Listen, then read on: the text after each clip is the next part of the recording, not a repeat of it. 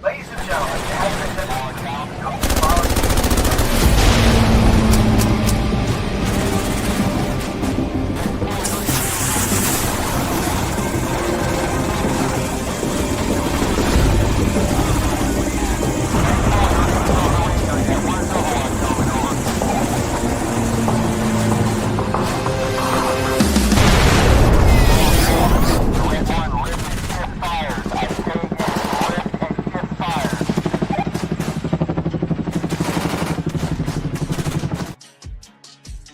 What's going on, everybody? It is Tuesday. It is 7 p.m. It is time for the Triple Threat Bet podcast. We're glad to be with you today, live here on this Tuesday, where we're going to tell your story every freaking Tuesday at 7 p.m. Hit us up at triplethreatbets.com if you want to get on the show. I'm going to pass it over to Matt Johnson real quick. What's going on, Mr. Matt? Well, you know, Al decided he's going to go play in a playground somewhere. He's probably being like shooed away from the school he's across from, so that's pretty cool. However, why does Al's photo, y'all, in his uniform in the intro look like you found it in your grandma's attic and it's like 100 years old? I don't know. Somebody could explain that to me. But again, it's Tuesday, 7 p.m. We're glad to have you guys in. We're excited to just do another wonderful episode of the Triple Threat Bet podcast. As Ty said, get a hold of us, triplethreatbets@gmail.com. We have all the social medias. You can reach out. If you got a story to tell, we'd love to hear it. And, you know, without further ado, let's bring Ty back in and let's get into it. So, Ty. Is there? Quick question for you. Can you make it? There you go. Make it bigger. I was going to say, why are you wearing aviators? Did you get a movie part or what? Oh, you mean these? Yeah. Well, the reason I'm wearing these aviators is due to the fact that my son is in the Civil Air Patrol. And so my son was able to take one of his first orientation flights in the Civil Air Patrol, and we got to get a little bit of video from it. So I wanted to wear these as a shout out to him, and also so I wouldn't forget to play this video for him. So without further ado, here's Cadet Airman Tatum Cobb with his first orientation flight with the Texas Civil Air Patrol.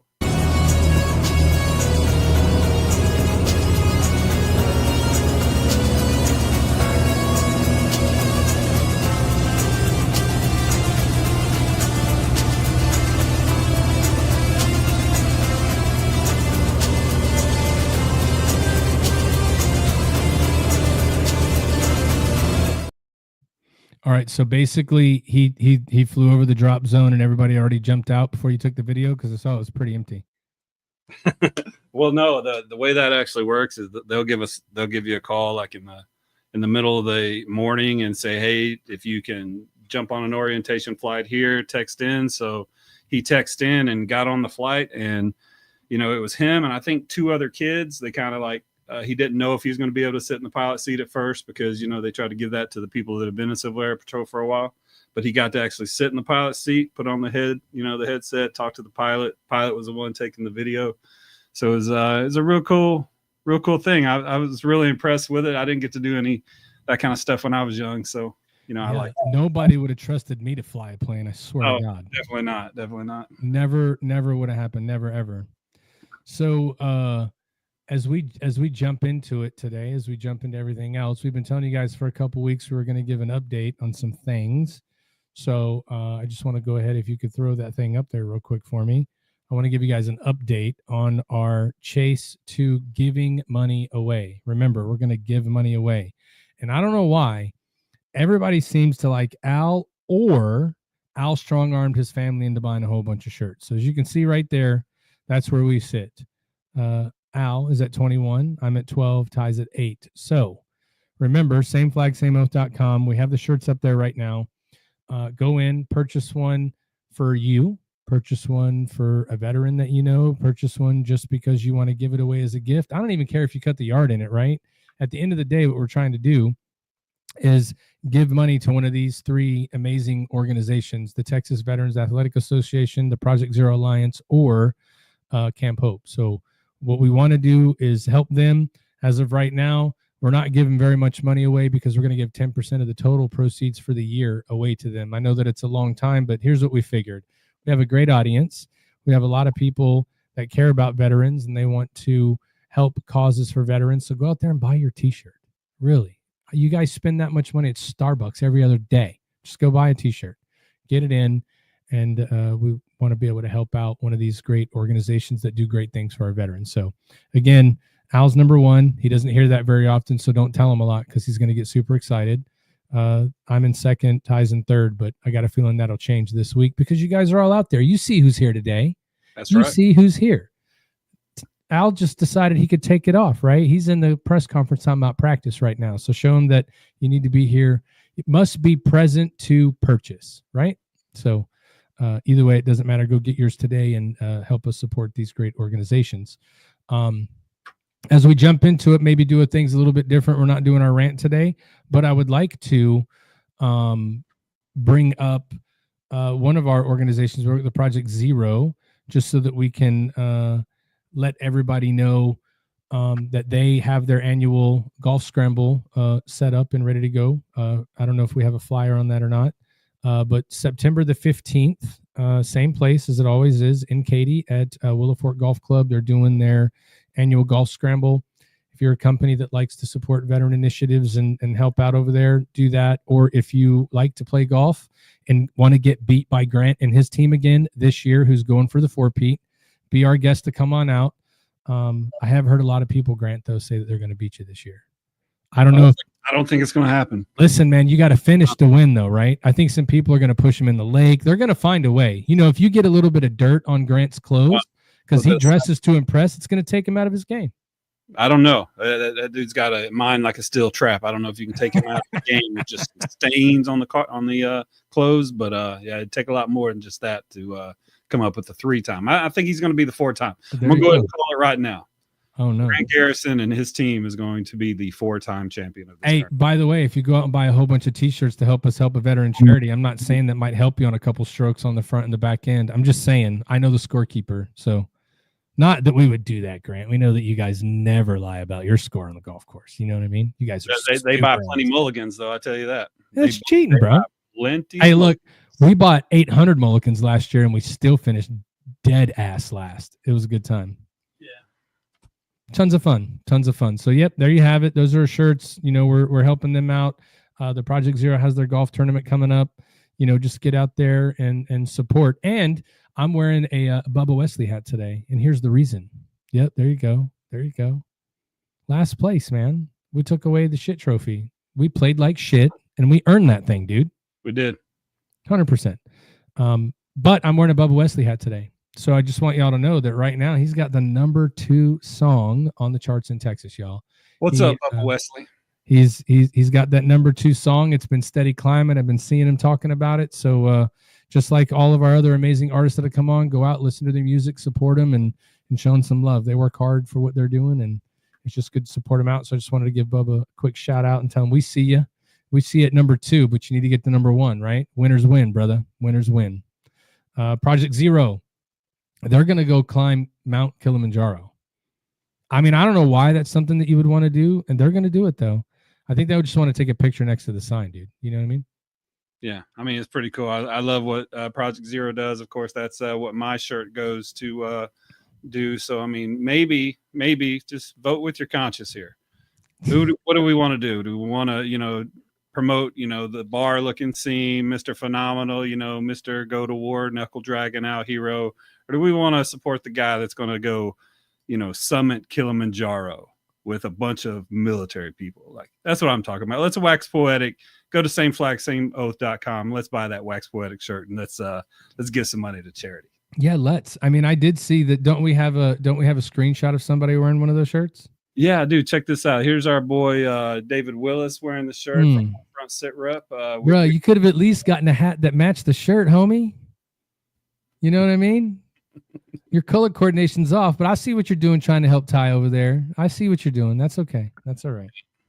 I'm, of course, wearing my Doughboy today. This is not one of the Got Your Six shirts, but good shirt nonetheless. Oh, it's dope. I like that color. What's up? You want to bring on Berto? Yeah, let's bring old Berto in. Yeah, so we our guest for today, we always like to give our guest a shout out. So last week's guest, that we had on, Dr. Mitch Mackey, or 2 weeks ago, actually. Great guest, Go for Broke, National Education Center president and CEO. Great conversation we had with him.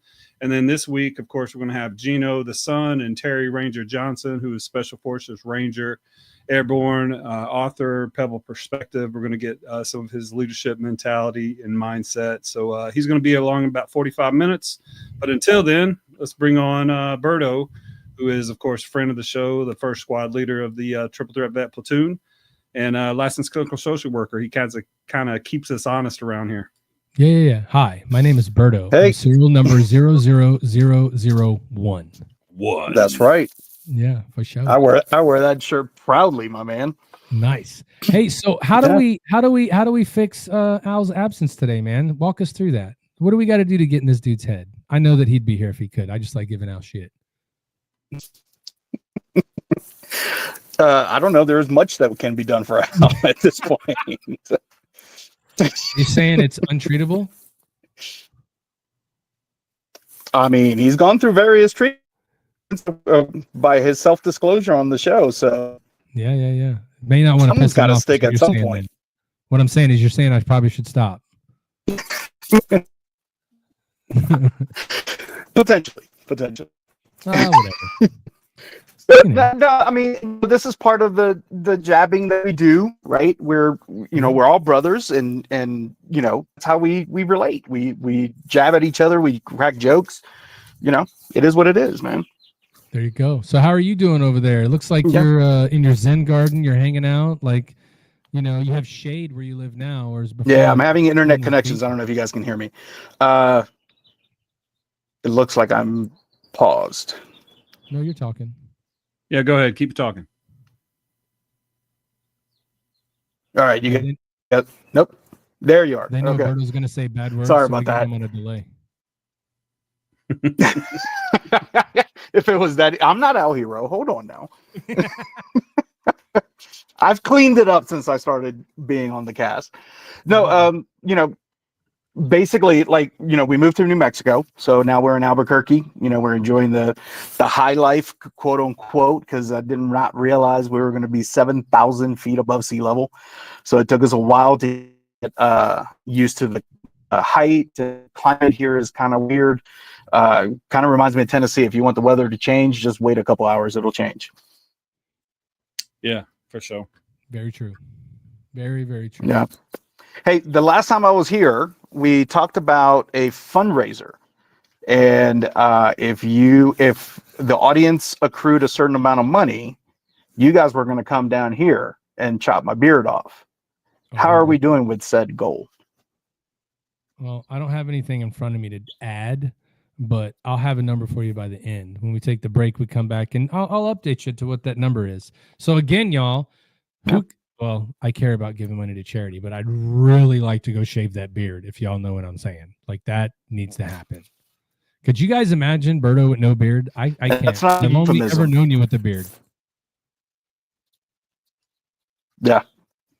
Yeah. And it's long, I have bro. not. You put a lot of work literally into that thing. put us. Yeah. I can actually. It reaches my nose now. We're working it.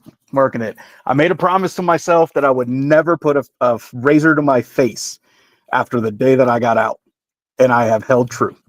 Nice. But you didn't say somebody else couldn't put a razor to your face, so I can't wait to do that. Well, we're not putting a razor. We're using clippers. I ain't going straight shaved again. So Ty and I were talking earlier this week. This is my transition to actually do content instead of just catching up, though I do enjoy catching up. So we were talking about stressors and how we cope with them and things. And it was interesting because I came up with a rhetorical question. However, I'm going to ask you guys now for real. If we react the way that we react when we feel disrespected, where the hell did our military bearing go? What has changed since we took off the uniform and now are wearing civilian clothes that now we feel that is the appropriate response for somebody who may or may not actually be disrespectful? Yeah. Well, I would tell you, Berto, I feel like I've gotten better in that department after I got out. I've kind of like realized that I can't react the way that I did while I was in. I think I felt safer to react while I was in because you know you have to do certain things and act a certain way, and when stuff happens, you have to insert whatever you want to insert to let everybody know who's in charge. And I feel like as I've gotten out, though, I've gotten better at it. Me personally. Yeah. How about you, Ty?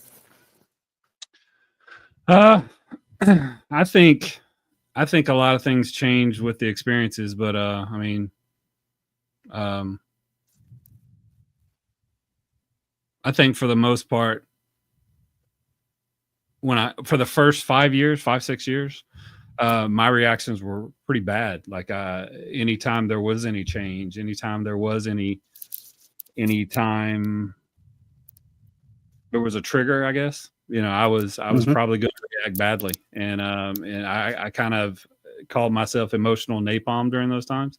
But I think over the last couple of years, I've gotten to the point to where I'm like very, very selfish with my time because I felt like I'm such a empathic, maybe kind of person that I can't put myself in certain situations any longer. I have to really think about what some of those things may be because I know that most of the time going into public, there may be something that happens there, but most of the time I know that I'm going to be the problem. So I have to really curate my social interactions.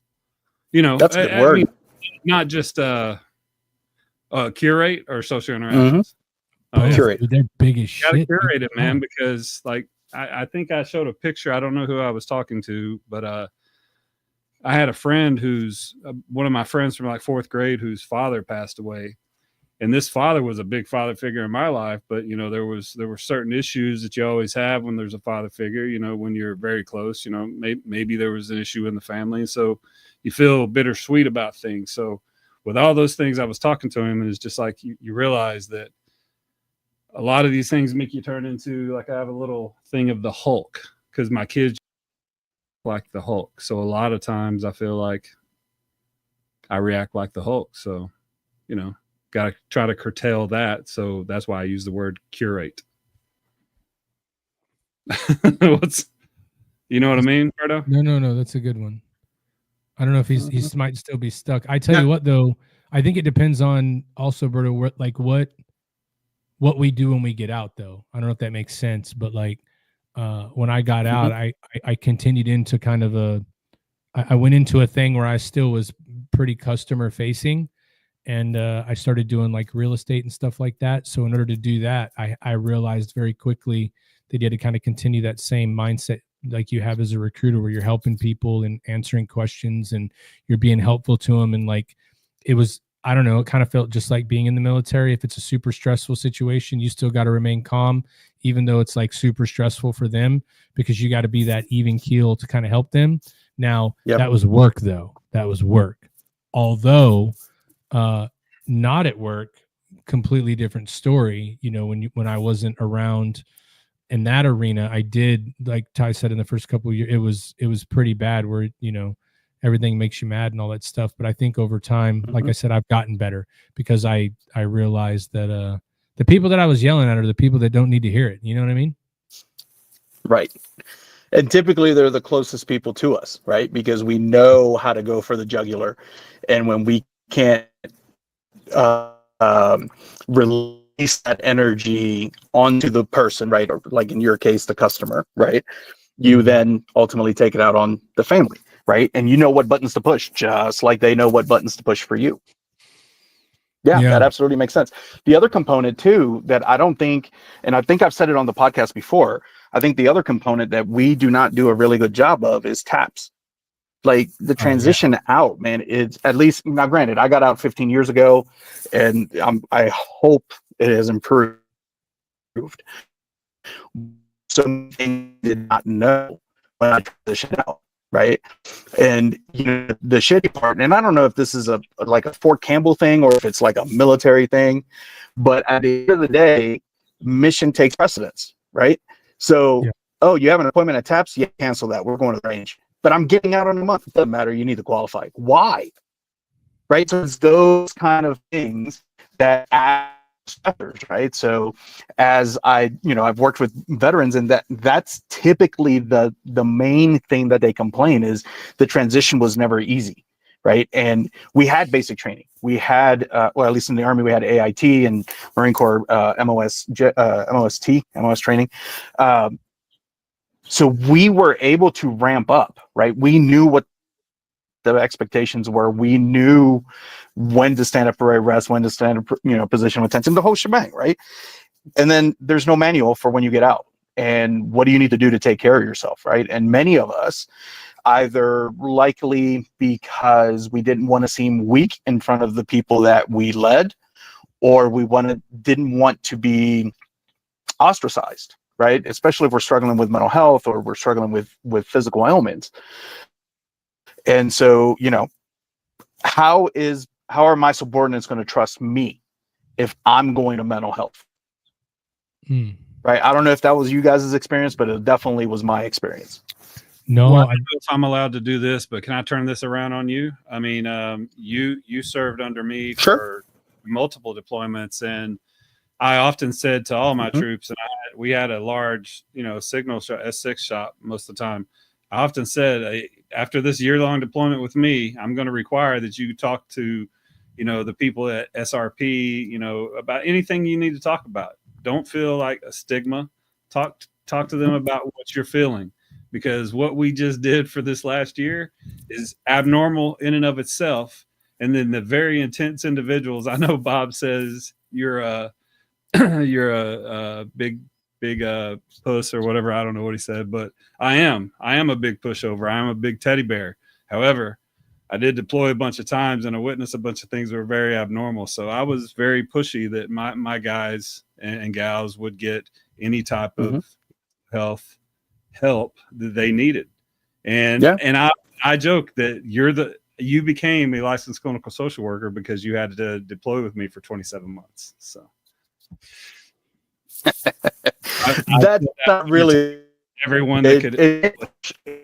It did.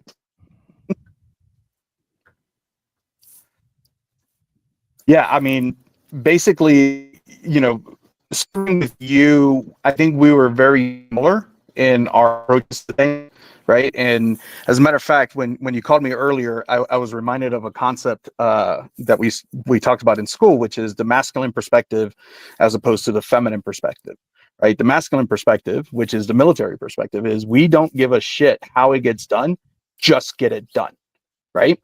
The feminine perspective is the opposite. It says the how we get the thing done and getting the thing done are equally important, right? So I can't come in like, you were talking about earlier, working in real estate, right? You can't come in and be like, yo, this house is the fucking shit. Check out this fucking fireplace.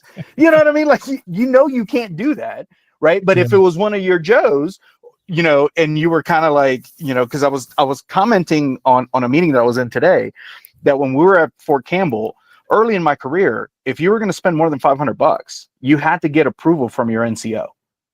And if it was over like $2,500, your first sergeant had to approve it. Why? Because we had those Joes that went out and bought a 10-year-old Ford Focus with 100,000 miles on it, and they're paying $900 a month. Yeah, 27% interest. Right. And then they're shocked because they didn't have insurance, right? Like, but my point is, right, there was always that safety net, right? And good NCOs, good leaders, they always focus on bed, bullets, and money. Let's be honest, right? We need to be able to take care of the guys so that they can do the mission. That's the bed part. And the money part, and then the bullets is everything you need to go. And I'm gonna tell you, man, like I got to do some crazy trainings. Like I got to do some biggest training, and we went out in the shootout house and all this stuff. I'm a commo guy, man. That wasn't mission essential for me in any way. However, as much as I complained about it, guess what? When I was deployed and I was outside the wire, all those things became automatic. Right? It wasn't even like I was thinking. It was like, this needs to happen now. And boom, boom, boom, boom, boom. And you make it happen. Right? However, in the civilian sector, that's not always the case. Right? There's not a regulation that you can cite. There is not anything. Right?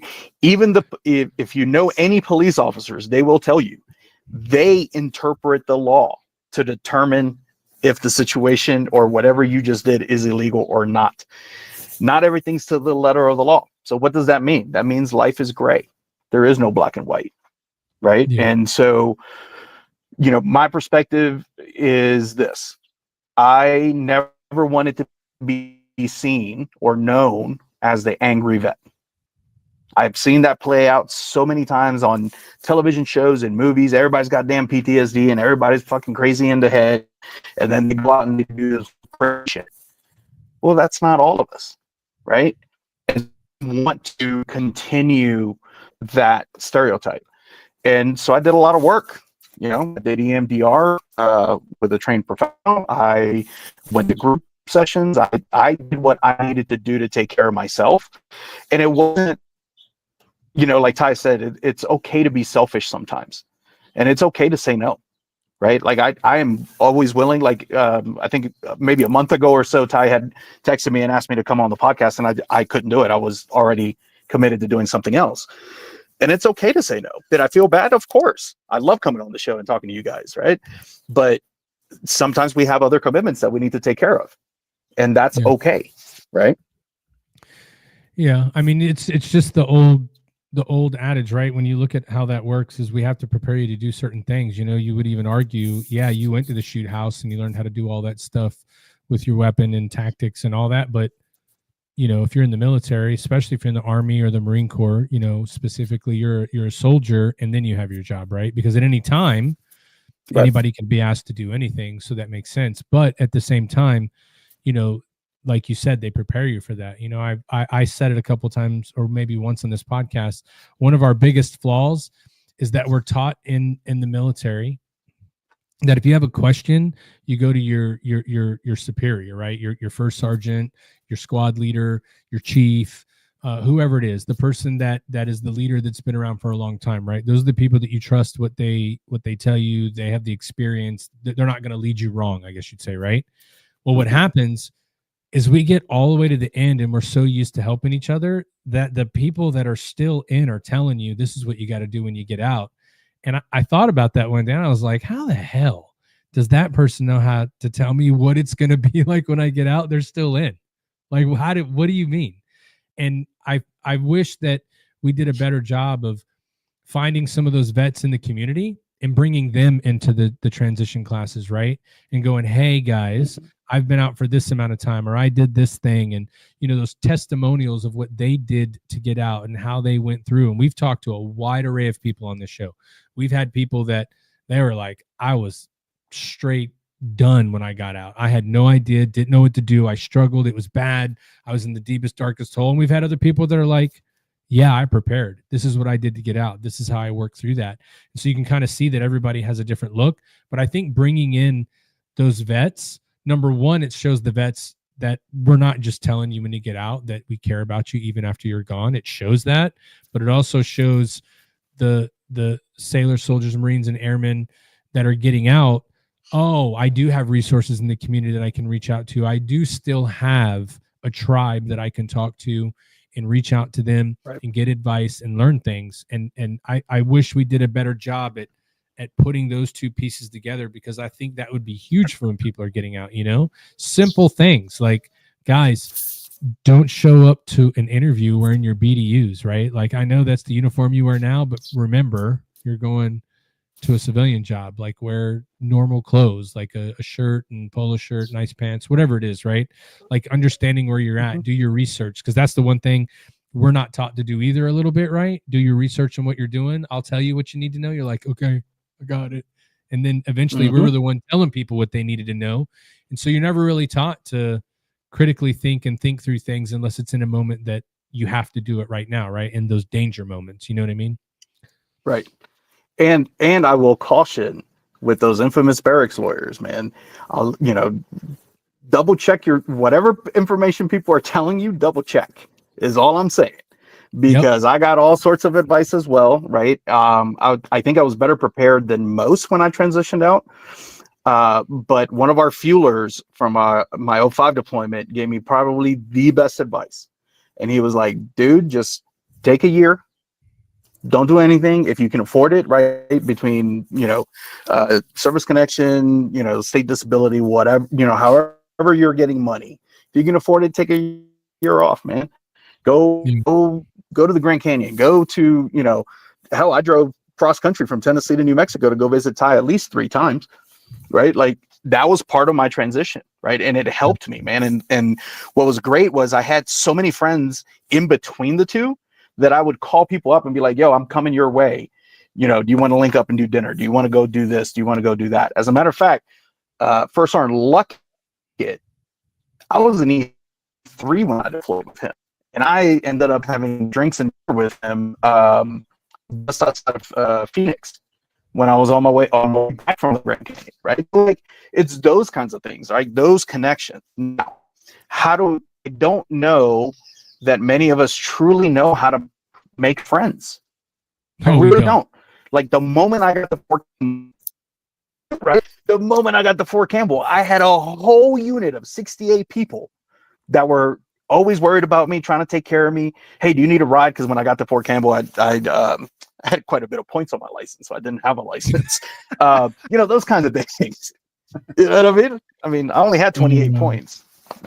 Yeah. But only so my many point is, right. But like, I remember being asked to go to barbecues, like literally the first weekend I was in the unit, right? Or like, we throw barracks parties, man. Every door was open, and somebody had the booze, somebody had beer, somebody had the burgers going, somebody had the hot dogs going, and then we just walk up and down the hallways, man. Everybody's blasting music. It was great. And so you had this built-in camaraderie that it was very easy to make connections, right? Like, I realized the other day, Ty and I have known each other since 2004, right? Like 21 years, man. Right. That's and marriage, we're still bro. best of, right? Hell, it's I've known Ty longer than my wife. So like, it's those connections. And do we talk every day? No. But when we do talk, we're talking about serious stuff. We're talking about kids getting married and kids graduating and trying to find work and right. We're talking about real life shit. Yeah. What I do find that me and Ty don't do often, but we do it. We don't really talk about our time together in uniform. We talk about our experiences outside, right? And I think one of the things that many of us struggle with, especially when it seems like it's a quick transition, right? And like I'm saying, you got to go to the range and you can't go to TAPS and why? Like, why? Why are we making the last 90 days hard? You should take that person off the books. This is where I think the Warrior Project, the Warrior units, I think that's what they were called. They were just coming around in 2011 and when I was getting out. Warrior transition unit. We should utilize those. Yeah, exactly. Yeah, we should use that. That should be where you're reporting for your last 90 days. Making sure that you're getting any psych evals, that you're getting any of that stuff. Yeah.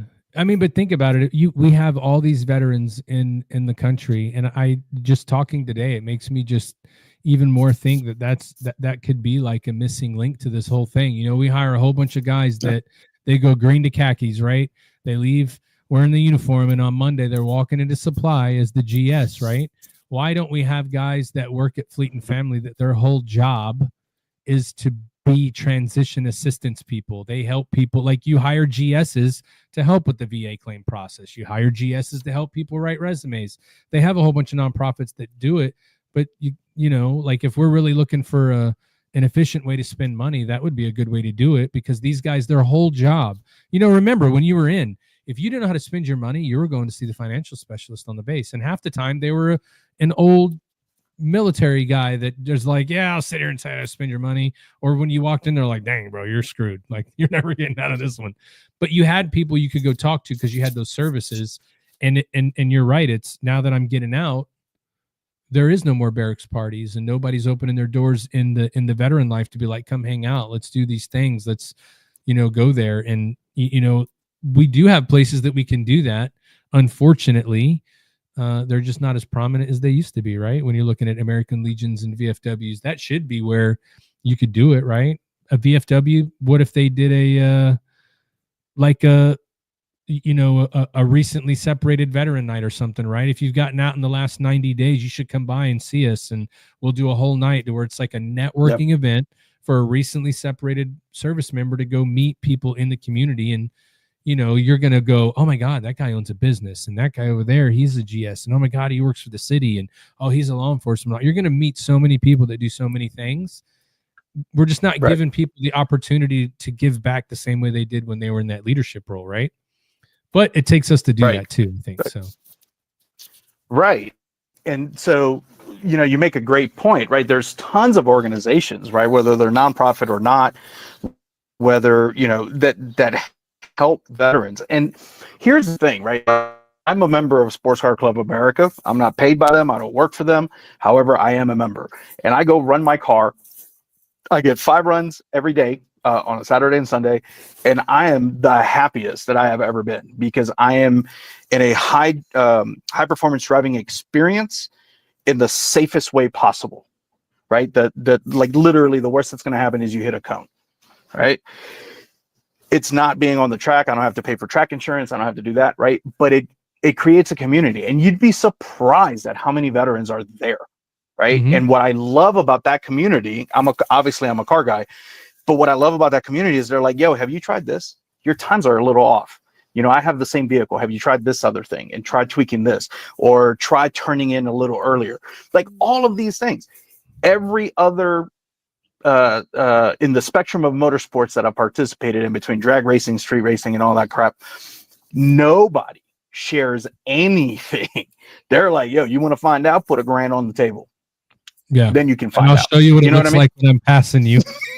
Right. You mean you want your car to go like that? And that actually happened. Right. And so, like, I've had some amazing experiences in meeting some wonderful people, like Mary Rice or Mary Posey, depending on the era. She's a 13-time national champion, right? Her vehicle in which she won her last championship is featured in what's that PlayStation? The PlayStation driving game, the sim game.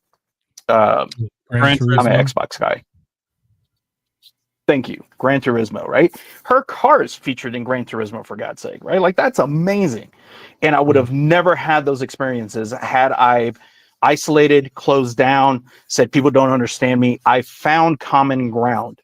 We would go and I would meet up with the Honda boys, because I'm a Honda boy. Now that I'm a grown up, I'm a Beamer boy, right? But long story short, I would meet up with people that drive BMWs, that drive Hondas, and we would talk smack, man. I've been fortunate in my life that I've owned some of the rarest cars that are affordable-ish, right? Like, I've owned a Honda Civic Type R. I owned a CL Type S. I just got rid of a BMW Z4M, right? So it's a different mission, if that makes sense, right? Like, the mission was not necessarily to go make friends, but it was definitely to go have fun with cars. And the consequence was I made a ton of friends out of it, right? And I'm still in contact. I've been in New Mexico now going on 3 months, and I'm still in contact with those guys, right? And I'm trying to figure out where the venues are here and all that stuff. But that's not the only organization. There's Porsche Club of America, right? And guess what? Most of these events are free to spectate. Yeah. Well, but so I would say, think about this too, though. When you look at what you're talking about, if you go into like a car club arena, you have a lot of mechanics there, right? And if you not on a racetrack to race the car and you're racing for big money, but if it's a club that's because you love cars, those are the places where everybody wants to share. If you're going to I don't know, just all kinds of just different arenas where people are just willing to share information with you through that networking piece. I think some of it, though, like if you look at when there's all kinds of people, the thing that gets me is you got the veterans that get out and they like you just said, isolate, they sit by themselves, they're not really doing much. And then you start to see all these people go, anybody know where I can get free shit? No, we don't know where you can get free shit, but you can go find a meeting where people are hanging out and do that for free. But it's not going to check your excitement list and riding a roller coaster or shooting guns or whatever. Find something that's productive, right? Because again, like there's so many great nonprofits out there. We know a ton of them and we love them and we work with them. But the hardest part for those guys, if you would talk to them, is the aftercare of that, right? What do we do after they get the experience or whatever, right? What is the follow-up there, you know? And I think that's why a lot of these younger veterans are reaching to places like that, because they can kind of like stack them and go, and it keeps hitting that dopamine or whatever it is that you're doing, and they feel a part of a community again, and it's something new all the time, and it's almost like you're going to the new unit, and now you've got 30 new friends that are taking care of you, talking to you, and reaching out to you. Whereas you know, again, shameless plugs again, American Legion of VFW, you could do that every week or every month there and do it with the same people all the time and still go do all of your adventure things that you want to do. I just think that there has to be a good balance there, because, you know, and it's just differences in how people look at things, you know what I mean? And think about it. You hear all, like, we only hear the noise of shit that's bad. That's all that happens all the time. Right? Like nobody in, you know, we're not throwing the good things out most of the time, which is why I like that we do what we're doing here, because there's some bad shit, and a lot of people we've talked to went through bad shit. However, they figured it out, they came through it, and they found that on the other end you can do good things. So I think that from a veteran perspective, there's bad things that you go through, but I just want to encourage everybody to just remember what the hell, like, your leadership told you back in the day. Don't come to me with a problem unless you have a solution, because I don't want to hear the problem. If you need me to fix your problem all the time, then I don't need you out there. So come to me with a solution. If you do that, we can work through it. But if all you're doing is coming to me complaining, you're now the guy that gets bad evaluations. You don't know why people saying that you're not a good soldier, sailor, or whatever, but it's because you complain all the time. And we figure out quick while we're in, I need to also have a solution to things, so that they show that not only am I seeing that there's something wrong, but I'm trying to be productive with it. We just don't do enough of that when we get out. It's like, I know we forgot, but I mean, that should be part of it. Maybe your last year in, you're taught how to write a resume. They make you go on interviews and stuff like that. I don't know, but yeah, I think there has to be a better system, right, than what we're doing today. Like I said, 15 years ago when I got out, like, the transition was not really good. Nothing was really clear. Nobody told me how in the hell I got enrolled in the VA, or what the difference is between registered and enrolled in VA care, right? Like, nobody told me that. I had to figure that out on my own, right? A lot of things have changed, right? Like, when I got out, they gave me 360 Percocet and 360 Flexerol. That was my discharge medication. I could have been, right? And as a matter of fact, I still have some of the Flexerol. I really do need to get rid of that shit. But my point is, we've learned that that's not a good thing, right? They literally handed me 360 opiates. You know what I mean? Luckily, I was not in that much pain. As a matter of fact, I think I've told this story before, and I don't know if Ty remembers this, but Ty came to my house on a Tuesday morning in uniform, yelling and screaming at where the hell I was. And I'm like, what are you talking about, dude? It's Saturday. He's like, what are you talking about? It's fucking Tuesday. And I'm like, oh my God, like, I've been taking these meds as prescribed. Like, what the fuck happened? I lost like 3 days. I have no idea. You know what I mean? So, like, that was my first, like, okay, you this is serious crap. Like, you need to slow down and take it. In the medical field, we call it PRN, or as needed. So that helped me with that, right? And I'll be honest with you, I am one of those guys. I shied away from the American Legion, and I shied away from the VFW because of how much alcohol is served there. And that was not, though I used to have a very high tolerance, and I used to drink, and I still do on occasion, moderate. That is not the environment that I want to be in, right? So I think we need more options, right? Many veterans that are coming back struggle with substance use and PTSD. Those are, we call them co-occurring or comorbid diagnoses, meaning they typically happen together, and TBI as well, right? And here's the crazy part. Many of the symptoms of PTSD and TBI overlap. So many times, as providers, we cannot tell you that it's because of a TBI or because PTSD. So sometimes we got to treat both at the same time and hope that one of them sticks, because the symptoms are so similar, right? The irritability, the light sensitivity. As a matter of fact, I made a comment today. I was in a meeting about this, and they talked about light sensitivity being a concussion symptom, right? A post-concussion symptom. And I was like, wait, hold on. for 27 months, I was mandated to wear eye protection, which meant sunglasses anytime I stepped outside. So I developed light sensitivity. This is why you see my tinted glasses now, just simply being outside. Like my head hurts after about 10 minutes if I'm not wearing sunglasses. So, something to think about, right? Not everything is necessarily an injury, but it could be training, right? It could be things that we've done. Berto, I really appreciate you jumping on and everything. Maybe we should do an episode where we talk about some of the things that, like when we were in back in the 90s, that we thought were science, as far as like stealing your battle mind, even the way we talked about resiliency, some of the things. So maybe we can, you and I can come up with something, and we'll kind of present it on the show about that. But No. I appreciate you coming on. Our guests are in the green room. I appreciate you talking to us for a little bit, and as always, it's fun to catch up with you. Like you said, how are things going in New Mexico, by the way? Just overall in general. Like, I know you've sent me pictures of the house. I know you're liking the place, but everything's cool. Yeah, I don't know how to describe the vibe here. It's as relaxed and as slow paced as Clarksville, Tennessee, with a lot of more modern amenities, closer to what I was used to in California. Work-wise, things are going well, right? It's a slow transition. I got to learn a brand new program that I've never been part of, and it's very little known. And then, getting to know my new staff and doing the thing, right? Bed, bullets, and money, right?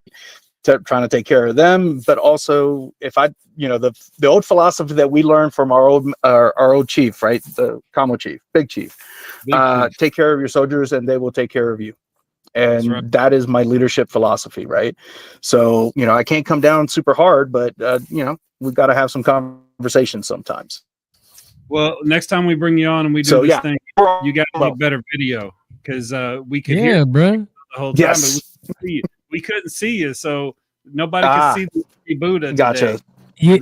You might be way high above sea level, but I think the internet stops working at a certain height, because it's bruh. Come on. I literally, for the Camo guys out there, I literally called Ty and said, what the hell, what do you remember about wave propagation, and why every time I have a sandstorm I have no signal? Yeah. I had to go back to I had to go back to Fort Eisenhower. It's the meteors that back in the fucking dinosaurs, man. Science, iron pyrite and stuff. Hey, Berto, appreciate you coming on. We'll catch up with you later. For sure. Ladies and gentlemen, friend of the show, Berto Fight, licensed clinical social worker. We love you. We'll talk to you soon, buddy. Yeah, again, serial number 00001. Yeah, that was the first guest. After we started this show, we had the first 4 of our hosts had an episode, and then the first one I wanted on, just to make sure that, I knew we were going to be encountering a lot of veterans. I knew we were going to be talking about a lot of scenarios. And so bringing him on and getting a good asthma check before we started this thing almost 2 years ago was a definite. And that leads us into kind of Gino and Terry Ranger Johnson. Like, this is a father and son team that started Champions for Veterans. Gino's the son. Terry Ranger Johnson, of course, is the Special Forces, Ranger Tab, Airborne. I'm looking at his uniform here right now. Old school. This is an OG leader right here. Like, this is the kind of leader, when I came in 1998, this is the kind of leader that I looked up to, that was, coming to the end of their career. So this is the kind of, like, I'm going to kind of encapsulate what Al Hero would say. This is the hard motherfucker that when we were coming into the military, this guy was, trying to achieve the most he could for his country. He became a Green Beret, Special Forces, Ranger, best small school unit in the entire military. He got out. He instilled in his son to help veterans. So they started this program to help veterans. He's writing a book to share his Pebble perspective. And I haven't read this book because I want to be as surprised as the audience is when he starts talking about it, because the Pebble perspective to me means he made a little, wherever he's from, he made a little start, threw a little pebble in the pond there. And this dude made a big splash. You see, he made a very high rank. So we're going to learn this story right now. Gino and Terry Ranger Johnson. We're going to bring on Gino first, kind of get a little bit of intro into Champions for Veterans, and then we'll turn it over to Senior Chief Moderator and Gino to introduce Terry Ranger Johnson here in a few minutes. But yeah, here we go. The CEO and the guy that runs everything for Champions for Veterans, Gino Johnson. What's going on, guys? How are you? So, quick question. I just heard all that intro. First question is, how much shit you get at work? I'm just saying, like, you're running it all. You got to keep it together. We just talked about the leadership style that came in the door. Is your dad like, get it right? I love it, man. You know, I just make sure we are on top of everything. You know, I mean, my dad is. He definitely gives me the reins. You know, some of the reins have kind of been in my hands, and I make sure that everything is operating well. Automation, technology. You know, I'm the man in the background, kind of pulling a lot of the strings. But the people you see in the front, the veterans on our team, you know, they're really doing a lot of the work of making sure vets get their benefits, and of course, my dad being the figurehead of that. And so. You know, he's instilled these leadership qualities in me from youth, man. So, you know, it's just, he's like, go ahead and get her done. He knows I can do it. And that's what I do. Yeah. So how long have you been helping out over there in the role that you're in now? How long has it been? Since 2020. So we started back in July 2020. And, you know, my dad. Great year to start a business, by the way. Oh, yeah. I mean, perfect year, you know, just the world was just going, no, it was, you know, honestly, it was actually perfect for us because being online, doing everything on Zoom, people were used to that. So doing a Zoom meeting in July 2020 was, you know, everybody knew what Zoom was, but if you would have said gone back 6 months, it may have been a different world where we couldn't have started what we did. But yeah, you know, my dad, he had been helping vets for 3 years, working one-on-one. And in March 2020, I think about spring 2020, at that point, I learned about what he was doing. And I said, we can take what you're doing and bring it to an online platform and help out a lot more people. And so he had helped 20 vets in that 3-year period. And since we started Champions for Veterans back in 2020, I mean, we've served over 5,000 with our free consultations and 1,400 plus in our program currently. And, you know, we're just building every day, trying to make a big difference. You know, as my dad says in his new book, like you said, so poignantly, making a big splash where we are. And we're definitely trying to make that big splash when it comes to VA benefits. Yeah. So what was your background where when you saw what your dad was doing? Do you have a background in what you started doing? Like, what were you doing before this? Like, what made you think we can do this a different way? I'm a dreamer, man. You know, I'm a dreamer. I just have a belief that if we really put our mind to something, we can get it done. I've never done anything like this. Actually, I got my bachelor's and master's in accounting, and I basically was in the accounting profession for 9 years. I was an auditor for a small accounting firm when I started, and I worked for a firm called BDO, and then I ended up working in the private sector, working for a big company out here, Home Depot, for 5 years. And there, I was an accounting supervisor my last 3 years. So nothing at all related to online education and coaching and you know, just this kind of technology stuff. I will say what I did in the corporate world was all about improving processes, automating tasks. But, you know, literally when we first started, I bought a course online on how to start an online course. And so, but I've always kind of been entrepreneurial. When I was young, my dad, when I was in high school, I was between my sophomore and junior year, I wanted to get a job at McDonald's on top of my football training during the summer. And I said, you know, I got to go make some money. I'm trying to be like my classmates and go get a job. And my dad said, why would you want to get a job? Start a business, go and do something. So I was, you know, cutting grass. I was cutting his grass, and, you know, which, you know, that's what I had to do. And he said, you got your room. That's payment. Yeah, exactly. Go, you know, yeah. It was allowance. We never got allowance. We just got stuff done. No, but he was like, go ahead and cut grass for the neighbors and knock on doors, get clients. And that's what I did. I don't know how many yards I had, but I was able to make about 1,600 in the summer. And my dad gave me my first business loan. He bought my my lawnmower, and I had to pay him back out of my income that summer, interest free, thankfully. But but I will tell you this: cutting grass when you're younger, that is the greatest side hustle for a young kid. 100%. Yeah, the greatest side hustle. One, it teaches you that like you can do a lot more than you think because it does get hot in the summer. Pushing the lawnmowers, doing the thing, and my son did grass cutting for a summer, and I would drive him to the houses, and obviously like he cut all of my friends that I was in my command with, like he cut their grass, but like they would see him out there working, and he's out there just going. He's not complaining. He's not any of that. And then he would tell him how much it would cost, and they'd give him more than what they were charging. I used to be like, why? Stop doing that. Stop giving more. Like, shut up, man. You see him out there, he's working hard. I'm like, but I drove him. Can I get some money? They're like, you got a job. I was like, that's bullshit. But he's out there. He was out there hustling, and it taught him to be somewhere when you say you're going to be. You know what I mean? Like you got to keep people's grass looking good, dude. If it looks like shit, you ain't getting. And it also teaches you to take care of that equipment because once you get accustomed to making that $1,600 over the summer, you're going to want to continue making that. So that next summer, you're going to make sure you take care of that stuff so you can get, even maybe more. So that's the biggest thing with Tatum. Like my 12-year-old, like he enjoys doing work, and he enjoys taking care of the equipment and putting it back. And, he wants to use the pressure washer to clean stuff. So yeah, I'm sorry, but that's another good side hustle. Pressure washing driveways, bro. You know how much money you can make?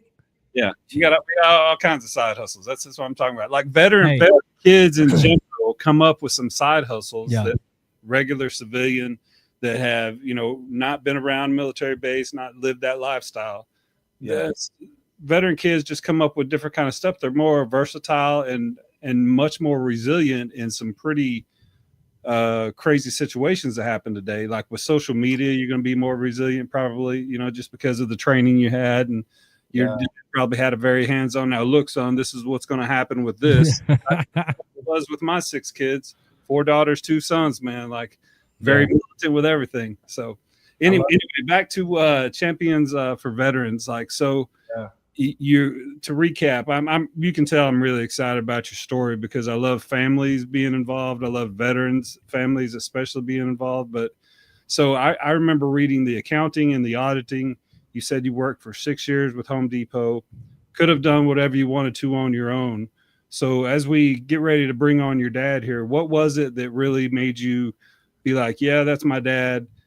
He did all these things when he was deployed or, serving. And this made me want to work with him because I saw what he did with those, I think you said initial 30 people. So kind of talk about that sentiment, and let's bring your dad on. And well, I'm sure you'll hear a lot of his story from him, but seeing my dad growing, he retired back when I was 12, and after 20 years back in 2000, and from the longest I can remember, my dad was an entrepreneur and motivational speaker, speaking at schools throughout Mississippi and in the Delta, and with Walmart and Pizza Hut, I think it was, or Domino's. He's going to correct me on that one, but I always saw my dad as a motivational speaker and somebody who could really build something great, who was inspiring people, making a difference in people's lives. So that's kind of always how I saw my dad.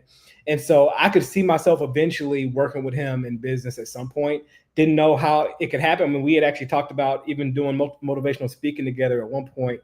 But, the timing just worked out. 2020, just a lot of things worked out for me. I was ready to make a change in my career. And, of course, being an entrepreneur was something I was really still had a desire to do after just kind of doing that when I was growing up and seeing my dad doing it. And that was always my dream, to be an entrepreneur. But when it came to Champions for Veterans, the biggest driver for this was, like you said, helping vets, learning the story of VA benefits. When we talked about VA disability benefits in 2020, I had no idea what they were. But basically, my dad told me, it took me 17 years to get 100%. Had he gotten 100% back when he retired, I would have gone to college for free. Our family would have been in a very different situation. I saw my dad growing up, having back issues, having these injuries that were really impacting him. And then to learn that he could have gotten these benefits had he known what to do in this process, and our family would have been in a very different situation. I said, man, this is something that I can get behind because of I have a personal connection to this because I was personally impacted by you not getting your benefits, and so were you. And I don't want to see other families go through the same thing. And that's really where the idea came from. It wasn't just the fact that, hey, we want to build something and put something online and teach vets, but it was also, hey, I know in my heart that every person I talk to, I could be impacting another family and making sure they get benefits that we didn't get when we should have gotten them. Very, very good. I like it. I mean, you know, if you could educate us on that process, that would be great because it's confusing as shit. I'm just letting you know. And it's ironic. We were talking about that a little bit with our friend of the show, Berto, before you guys came on about, you know, at the end of the day, you join the military prepares you for one thing, the mission. They do it well. They do it better than any other outfit in the world, any Fortune 500 company. I don't care who you would put the military up against. They prepare you for the job that they need you to do. But we also eat our own, meaning when there's no more use for you or you're ready to go, well, we'll just bring the next person in that we're already preparing and we'll put them right where you're at. We don't need you anymore, you know, and that's not a feel bad for me. That's just the reality of how it works. Like they don't need you anymore because you're moving on, but they still have to continue the mission.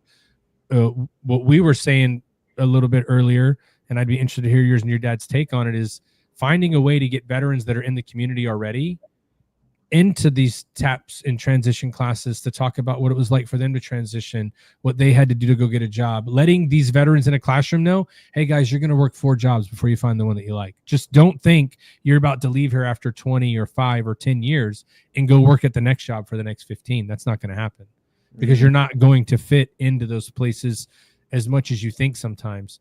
And so it's like one of those things where we have the resource to do it. We just got to figure out how to leverage it. Right. And so that's a lot of what you guys are doing, is leveraging that resource to be that foundation that help people learn what they need to do. And so that's amazing.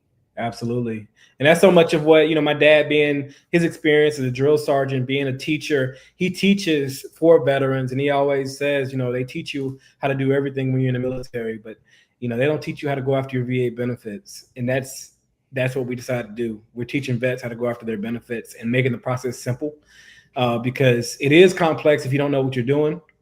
But when you have a roadmap, you got checklists and you got steps that need to be accomplished, when you understand like how the VA works, I mean, you know, the folks in our program go from, you know, zeros in terms of their knowledge of VA to heroes, helping their families go after their benefits, helping their parents and their siblings and their battle buddies to go after their benefits. And, yeah, for sure.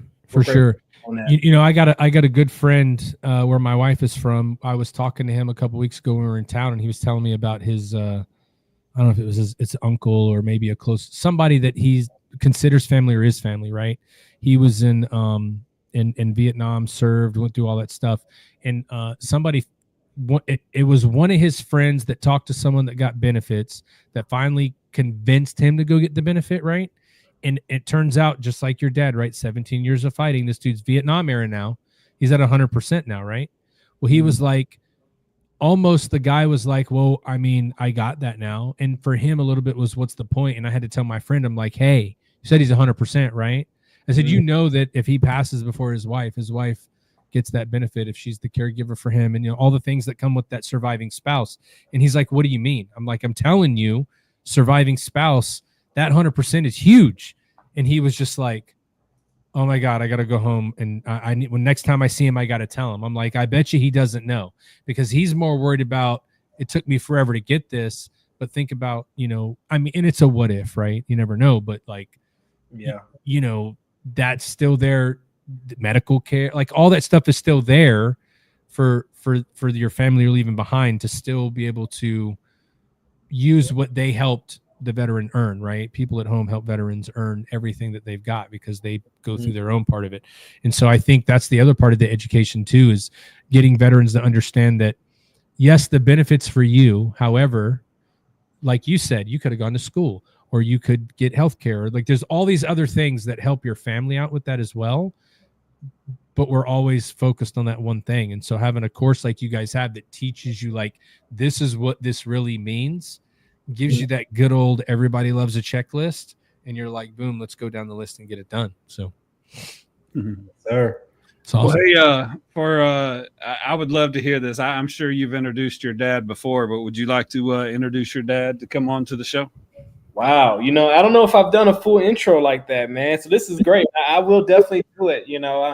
I guess coming to you all on the Triple Threat Vets podcast tonight is Terry Ranger Johnson, born and raised in East Texas in a small town with population of 112 people. He was able to rise out from working on a farm to going to the military and serving in one of the most dangerous, challenging areas of the Army. And he excelled, and he was able to get out of the military after 20 years of honorable service. And he continues to serve his community right now. He's served all over the U.S., and he's excited. I'm excited to bring on my father, the amazing, the dynamic, the energetic, the high power, Terry Ranger Johnson. Come on, son. Whoa! Man, I'm ready to jump out of a C-130, baby. I'm ready to shoot on. I'm glad you said that. Yeah, quick question. We're ready. Quick question, Ranger. Quick question. Yeah, what you got? This is for the Navy guy in the room. I'm outnumbered today. Why in the hell do you airborne guys jump out of perfectly good airplanes? Is it really that fun? I just got to know. They gave you a seat. You're riding in it. It takes you to point B, but you guys are like, fuck it, I'm jumping out. It's really, you know what? This is what I tell people. Hey, Ty, you got to have my back on this one. If you ain't never done it, I can't explain it to you, brother.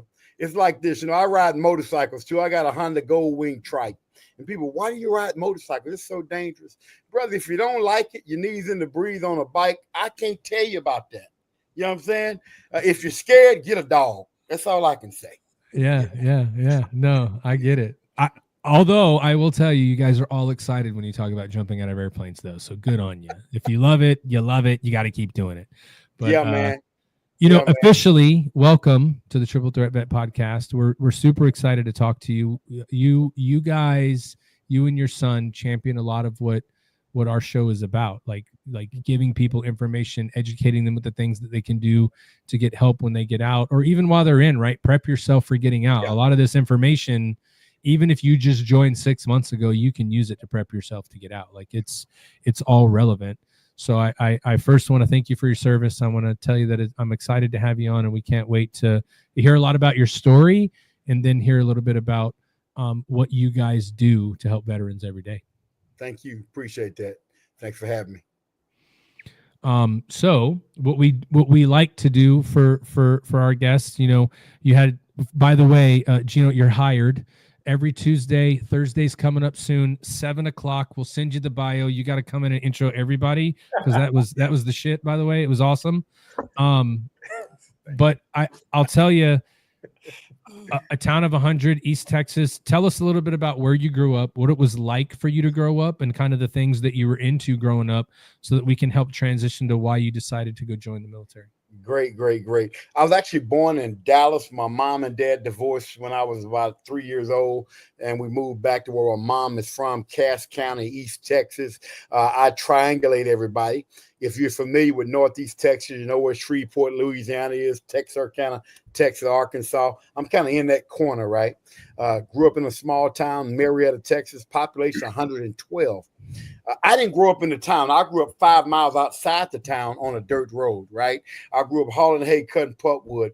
I remember in the 7th grade watching a movie called The Green Berets. Yeah, John Wayne, my hero. And I can remember watching that movie, The Green Berets, thinking, I'm going to be a Green Beret. Now, of course, I had no idea what it would take to be a Green Beret, no idea. But my hero, John Wayne, made it look so good. And that's when I made my mind up. I was going to join the Army, 7th grade. Fast forward, I flunked the ASVAB in 11th grade and had to retake it in 12th grade. I went to recruiter station, Texarkana, Texas. Saw a guy up there with an M16, $2,000, $2,500 over his head, right? And I said, what's that? He said, that's infantry. I know, what's the $2,500? Well, if you join, you make it through basic AIT, when you get out of that, that's about 13 weeks, we'll give you that. I said, on top of my pay. So listen, everybody, breaking news. I joined for the check. Because I didn't know nobody in my hometown making that. And then this is what he told me also.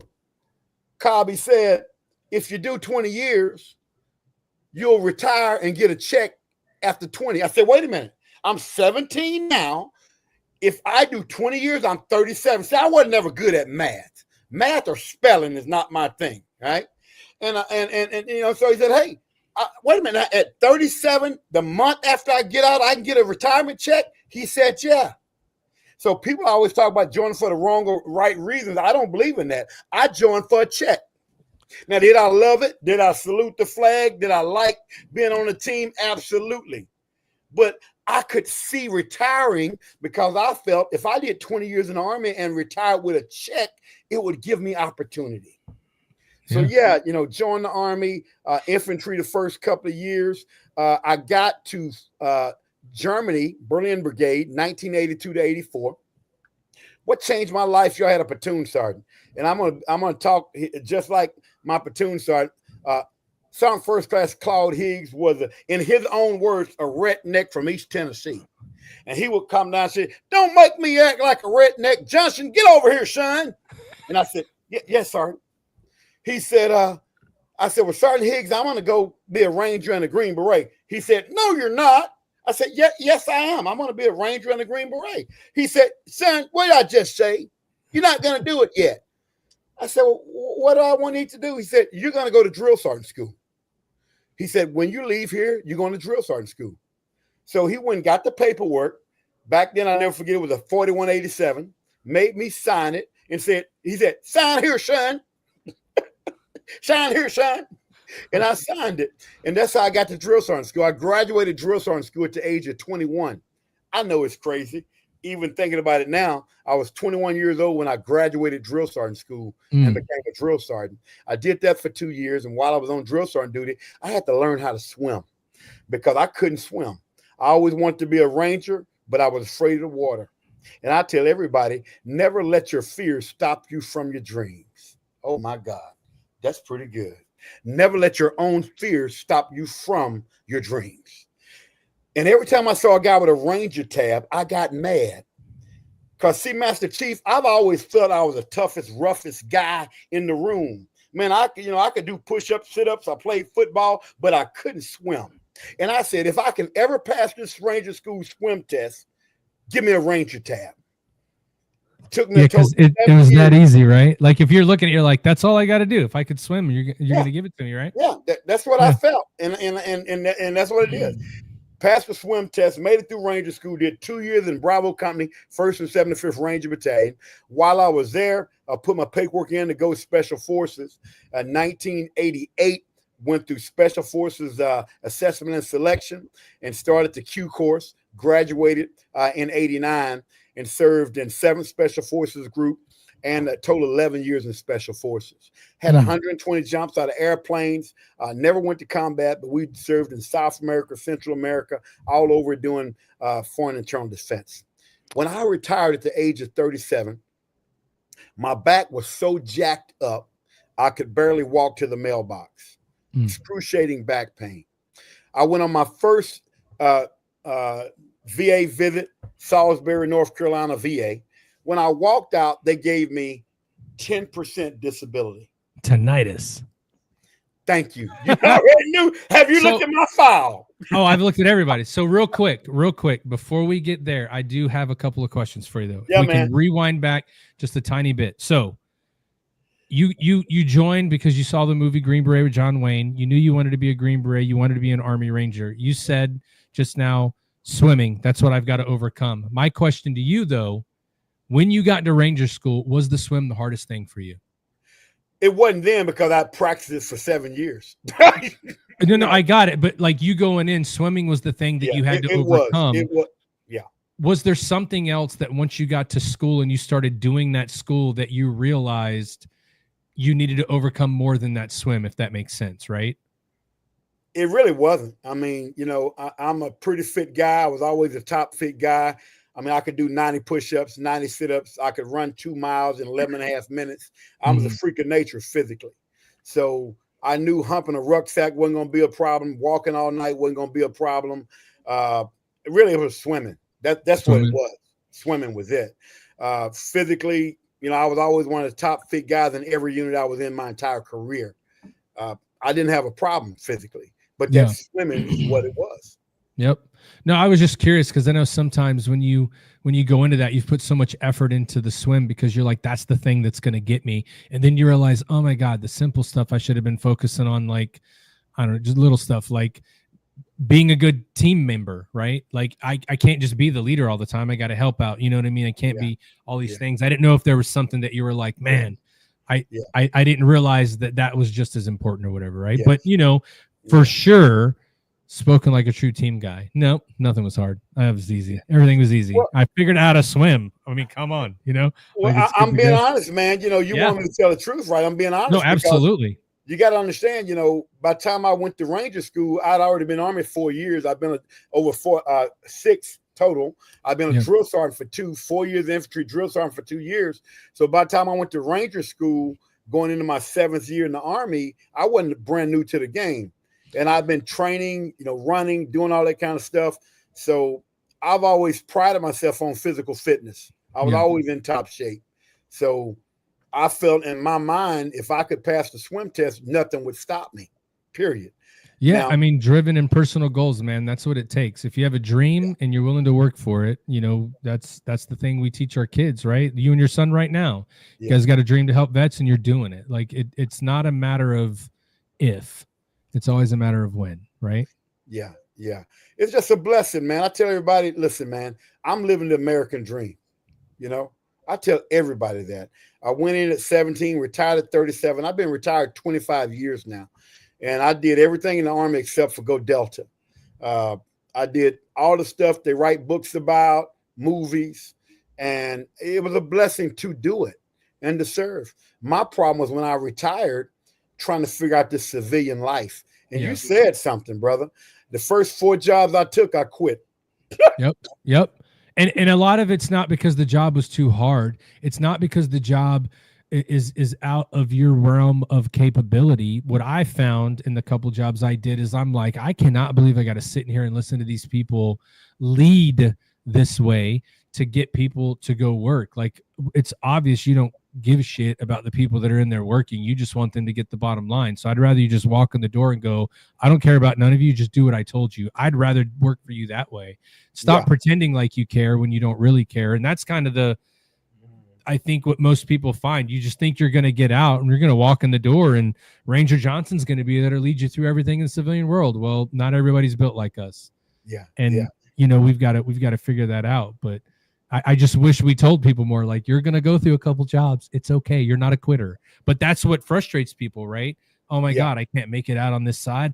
I've gone to wars and now I can't, you know what I mean? It's like you're finding your way, right? So, well, my wife tried to get me ready for that. She's an occupational therapist. And of course, you know, I'll never forget, I retired at Fort Bragg. My family came up from Texas. My wife's family came up from Louisiana. I'm at Fort Bragg, man. Oh my God, my grandmother was there. My mama was there. It was beautiful. At the main auditorium, SF auditorium, that Friday. Oh, we had cake. We had cookies. It was lovely. You know, they gave me a meritorious service medal, another award on my way out. Oh God, I was on cloud 9. Monday morning, I woke up and didn't know who I was. Very true. Very true. So walk us through that through that piece though, because now we're going to get into the piece about going to the clinic. You got your 10%. You're trying to navigate this thing. What do you wish you knew before you got out? Wow. Before I got out, I wish there was a company that would have told me, start going to the doctor. Our egos are so big.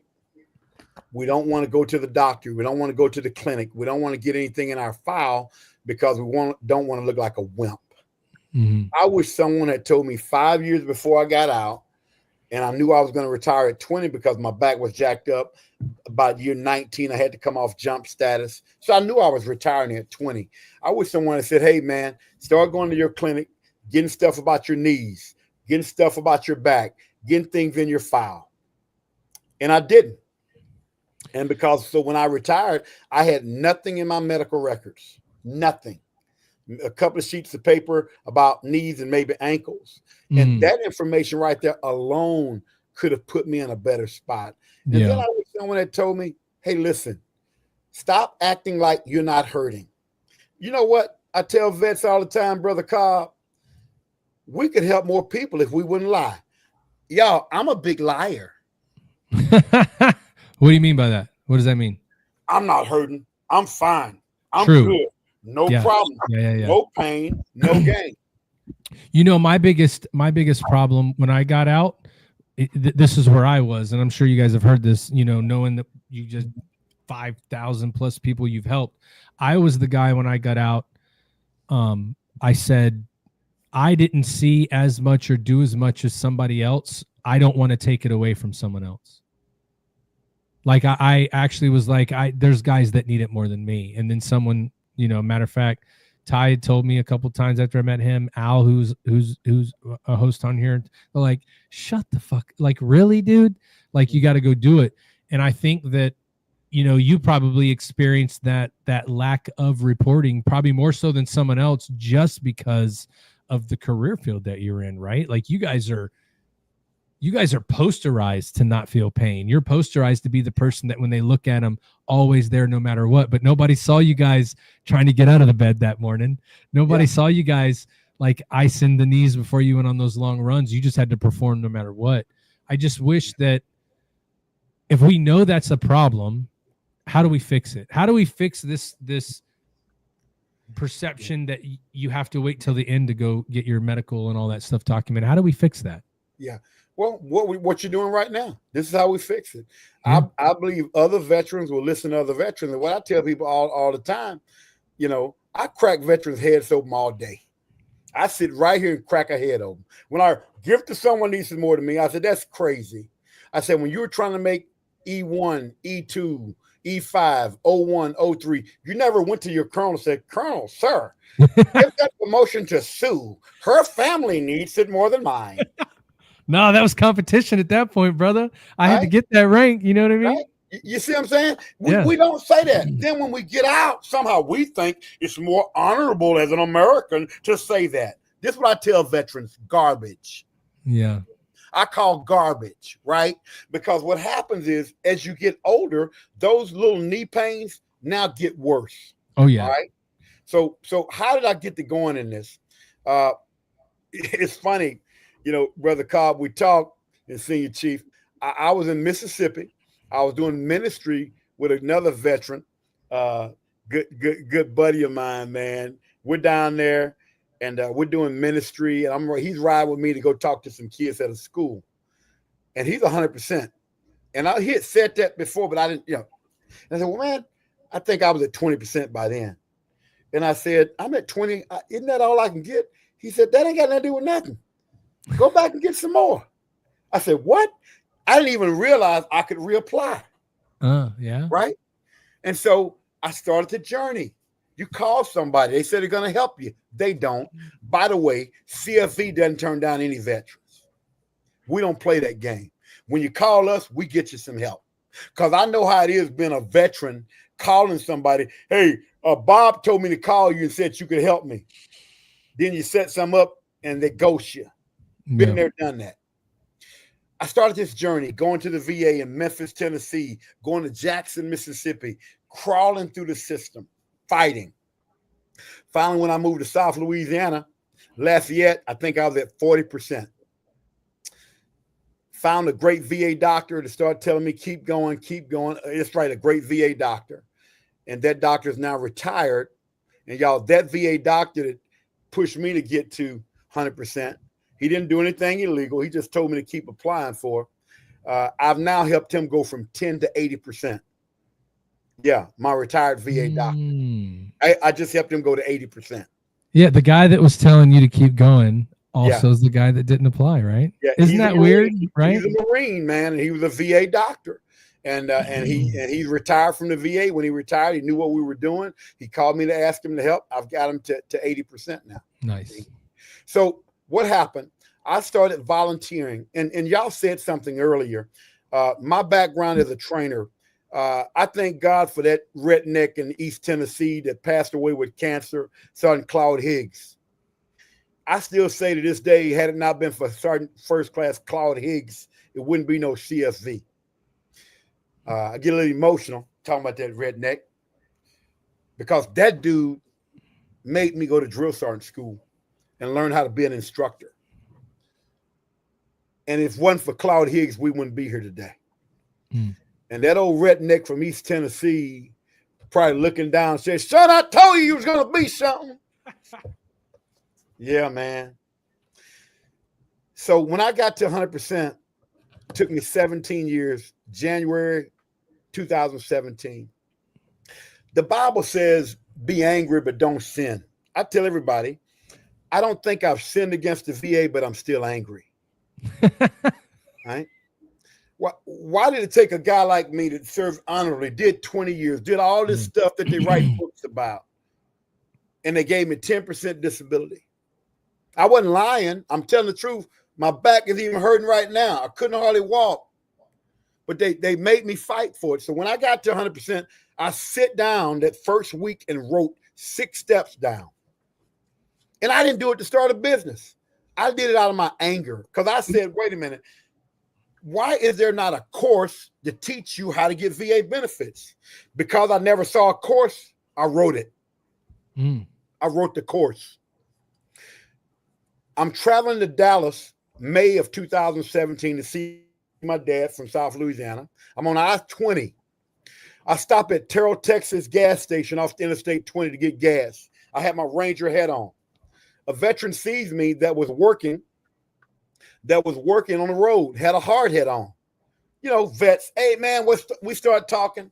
Finally, I asked him, you got your VA benefits? Oh, man, the VA screwed me over, blah, blah, blah. We all know that story, right?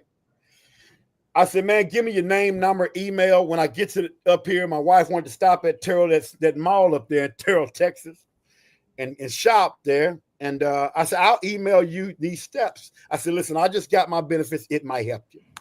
Email them to the guy, forgot about it, y'all. A year goes by. My phone rings. Of course, I got him listed as a veteran, so I know I had to know him. I pick up my phone. Hey, vet, what's going on? He's like, Ranger Johnson, you remember me? I said, brother, I'm so sorry. Where did I meet you? You met me at the Interstate, Terrell, Texas gas station last year. Yeah. How you doing, brother? He said, I made it. I said, you made what? He said, I got my VA benefits. I said, really? What did you do? He said, I did what you sent me. I said, really? I said, how much? He said, 100%. He said, it ain't over yet, brother. I got my back pay. I said, how much? He said, 150,000 for me, 13,000 for my daughter who's in college. $163,000 back pay. I didn't teach him anything. I simply emailed him some information. The next person I called was my wife's cousin out in Los Angeles, California. I've been trying to help him for years. I called Derek on the phone. I said, Derek, man, let me help you with your VA. Oh, cuz, I don't want to hear it. I said, I just helped the guy get $163,000 back pay and get 100%. He said, let's go. It's amazing from cuz to expert in one phone call. I helped Derek go from 0 to 90% in 90 days, got him to 100% in 11 months. Talk about changing lives. The next person I helped, I was at a school doing motivational speaking, Lafayette, Louisiana. I go to that school district to get my check. And while I'm getting my check, a little old lady named Miss Pam, I run into her. She's giving me my check. She sees my Ranger hat. We start talking. She said, Ranger, you know anybody can help with some VA benefits? My husband, John, is a Vietnam vet, and he's jacked up from Vietnam. Now, y'all, right now, she's talking to me, but I'm scared. I've only helped 2 people. I mean, I'm not the guy you see today so confident saying, I got you. But I looked in this woman's eyes, and I could see the pain. And I said, Miss Pam, please give Mr. John my number. Have him call me. They live locally. Miss John called me. I set up a meeting and went by their house in Scott, Louisiana.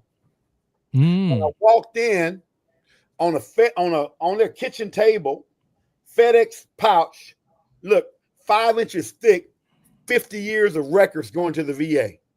You heard me. 50 years of VA records. I sit down with Miss Pam that night. Mr. John had PTSD so bad, he couldn't look at you. He was looking through you. He was a point man in Vietnam in the infantry. And his PTSD was off the meat rack. That night, I stood on their porch with tears in my eyes.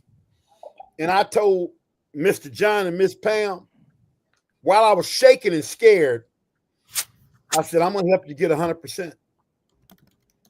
I'm going to help you get 100%. Y'all got to understand, man, I knew kind of what I was doing, but my passion to help these people was overwhelming. And I got in my truck crying, man. I said, I got to help these people. I drove home that night trying to figure it out. I went back the next month, worked with her again, went back again.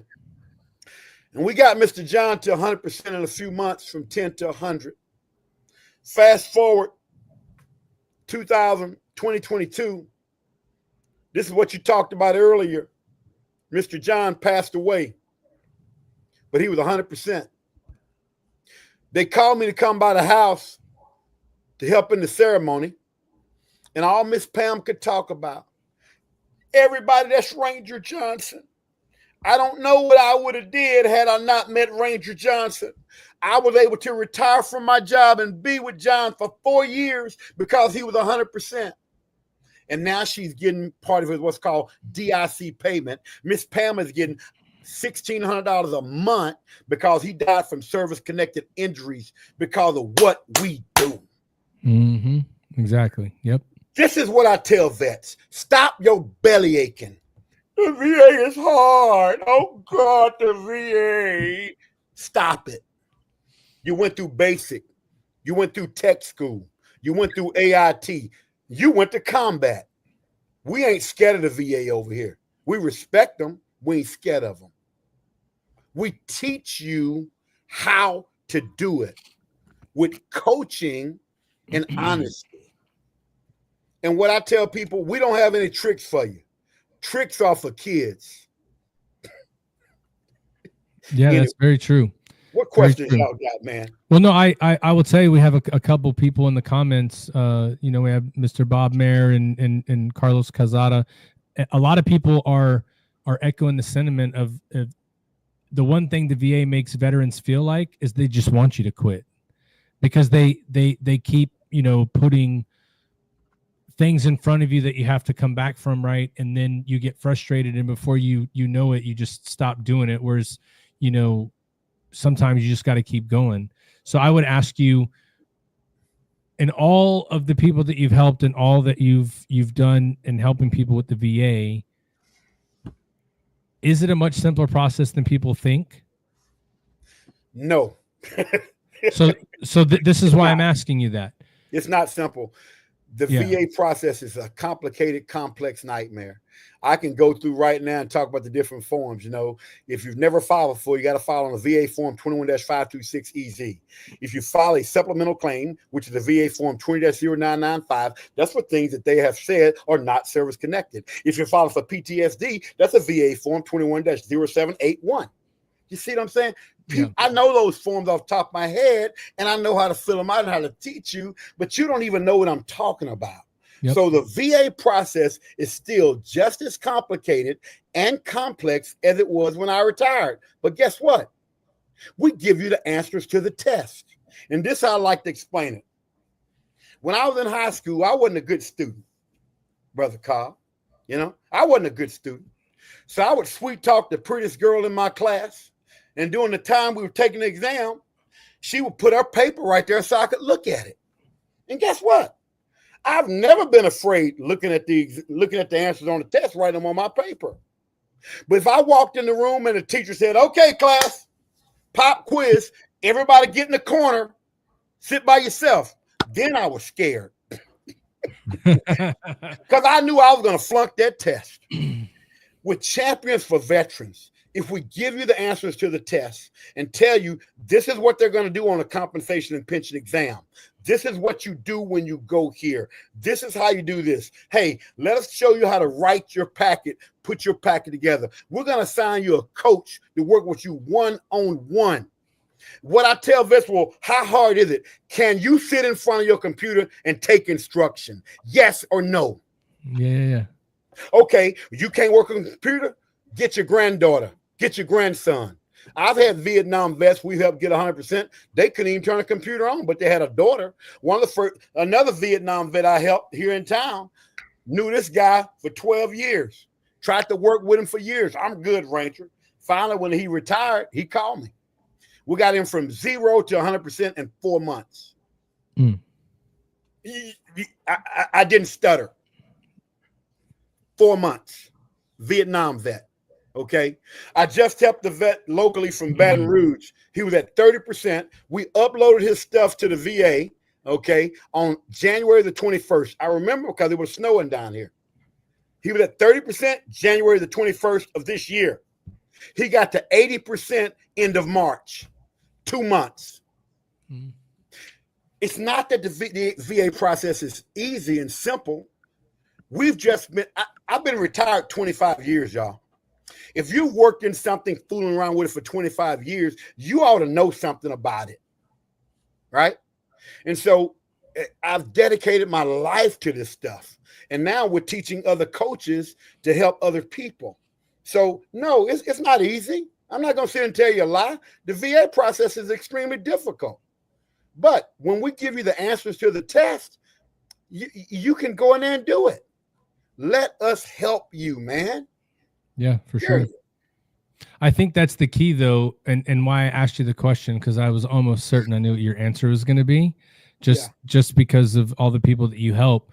You know, it's not easy. And the reason it's not easy is you just explained it. There is a form for everything. And if it's like you go to the DMV, you're like, hey, I need to get a new license. So like, well, did you bring the title from the 3 states ago that you had on there? No. Well, did you read the website? It's in the fine print. You're like, shit. Okay, I'm going to go get it. You come back. Oh, it's not on the right form. It needs to be on the notarized Texas form. What? Yeah, that was on the website too. You missed it? Well, obviously I missed it. Why? Yeah. Because we don't read into it. We don't look into it.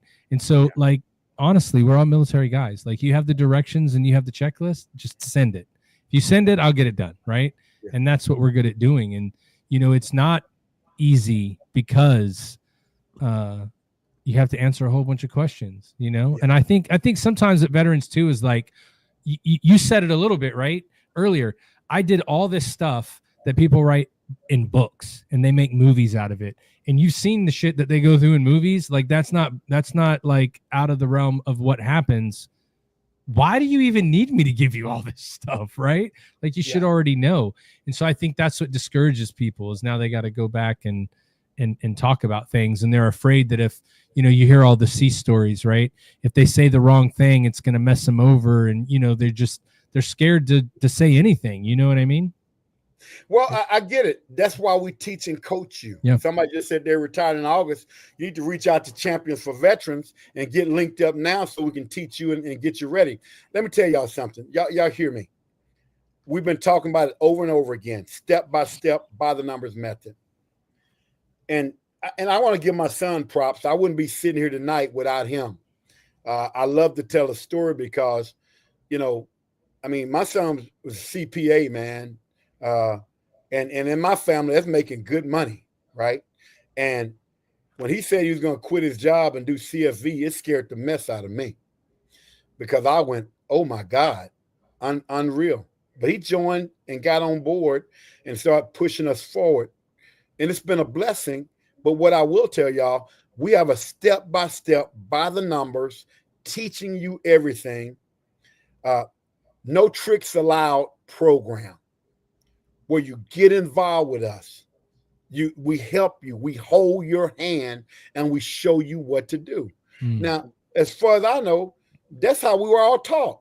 If you're driving, my son's, one of my youngest son's a naval officer. He's a SWOL officer driving ships. And so when they're teaching him how to drive a ship, it's step by step. Okay, when they teach how to fly an airplane, it's step by step. Is it complicated to fly an F-16? Yes. But when you go through all the steps over time, you understand the process. Listen, this will mess you up. I got a VA pay chart here. And I show this chart every day to vets all over the country, right? And when I'm talking about you getting your benefits, you get to 100%. Your kids go to college for free. And right now they get $1,500 a month. The crazy thing is a lot of y'all with the PACT Act are closer to 100% than you realize. Let me show you what I'm talking about. Let me just show you one thing.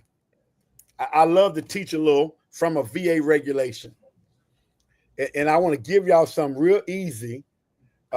Anybody from the PACT Act, y'all got to contact us, CFV. It's something called MUCMI, M-U-C-M-I. It says the VA doesn't have specific ratings for medically unexplained chronic multi-symptom illness, MUCMI. Instead, the VA rates each individual condition based on its own merit. Some examples of MUCMI symptoms include fatigue, headache, skin rash, muscle and joint pain, sleep disturbance, indigestion, insomnia, dizziness, respiratory disorder, and memory problems. You'll love this. Gulf War veterans may be eligible for a presumptive service connection for a qualifying chronic disability if they served in Southwest Asian Theater of Operation between August the 1st, 1990 and December the 31st, 2021. So if you served over there and you got a headache, skin rash, we show you how to put that together and you're going to get that service connected, even at a 0 level. But how bad is it? We show you how to go to your records. And if you're a Gulf War vet, because of the PACT Act, you can be 0% and go get a VA doctor right now. Yeah. So let me tell you what I'm talking about. Get to the VA, veterans. If you're a Gulf War vet, without a rating at all, due to the PACT Act, you can have a VA doctor signed to you. Vets say, well, I don't like going to the VA. I don't care. Look at me. This is what I tell vets I work with. I don't care. Do you want your money? Yeah. Okay. Get to the VA. Get a VA doctor assigned to you. We show you, we do a step-by-step how to go through your issues, right? And y'all contact us. I'll put out the information. My son handle all that. But what we want to do is get somebody to sit and walk through this stuff with you, do an assessment so you can see where you are. Most veterans don't even know where they are. And they say, well, I don't have a problem. You know how many vets have contacted me, say they don't have a problem? Then when I do a head-to-toe assessment and go over, what about this? And this is what I tell vets I work with. You'll like this, Brother Cobb. When I'm going over the head-to-toe assessment, I say, I'm going to name neck. Any area in your body, a 1% pain is yes. Right? 1% pain, yes. So if I say any neck pain, oh, I take a Motrin and drive on. Stop. Yes. Yes. Stop. Okay, I love this one. What about shoulder pain? Oh, my left shoulder's killing me. Oh, your right shoulder feels just like it did 20 years ago when you joined the Navy. Is that what you're telling me? Well, no, my right shoulder hurts too. Well, that's bilateral shoulder pain. Yeah. Okay. And depending on how bad it is, that's 30% per shoulder. Oh, my God.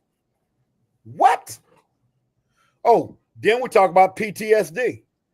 It's not just combat vet. I didn't go to combat. I'm paid 30% for PTSD right now because of anxiety and depression, because I can't run, jump, and do the things I used to do. There's all kind of reasons for PTSD. And it's based on what you feel, nobody else.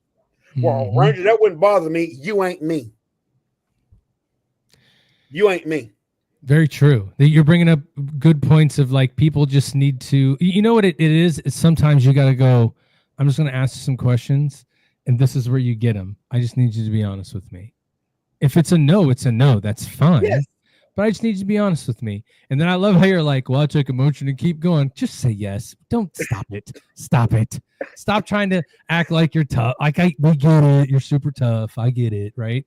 But we veterans, it's crazy. We want to complain that we don't get the help. Right. We do. Yeah. We do. We love that.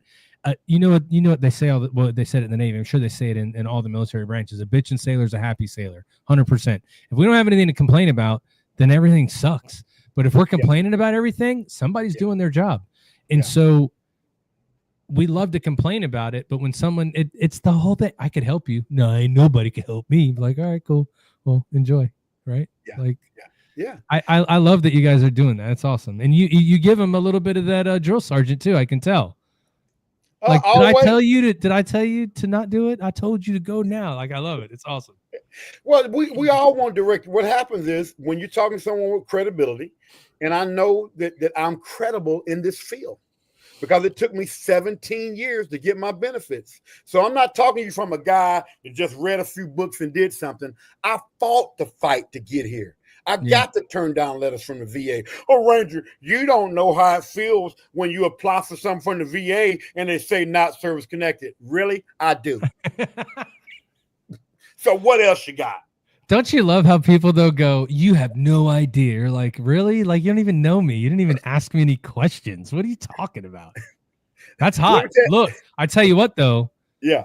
I do want to learn more about what you guys are doing going forward, because you guys have all this proof of concept, right? And there's a lot that goes into all of the work that you guys do. But I don't know if you've noticed in the past couple of screen switches, some shit's on fire. So I know that my man he got rid of the aviators and he put on, I don't know what they call it, his peepers. Like, you can't see his eyes, I guess. He's just got a couple questions for you guys. So we want to turn up the heat even more. Ask you guys some questions that you're really going to enjoy, and then from there, I want to learn more about like what's going forward. And for you to give us, if you want to talk to us, let Gino tell everybody this is how you get in touch with us. You know what I mean? Yeah. All right, here we go. All right, Gino, I'm going to drop you down. I'm going to drop you down there, Gino. Okay. We'll bring you back there in a few minutes. But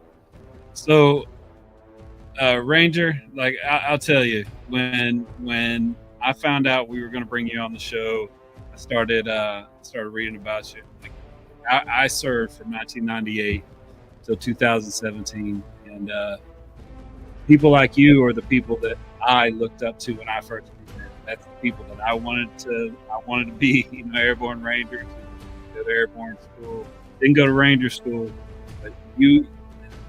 Special Forces community, special operations. I was at Fort Campbell for 10 years. So yes, sir. I salute to you.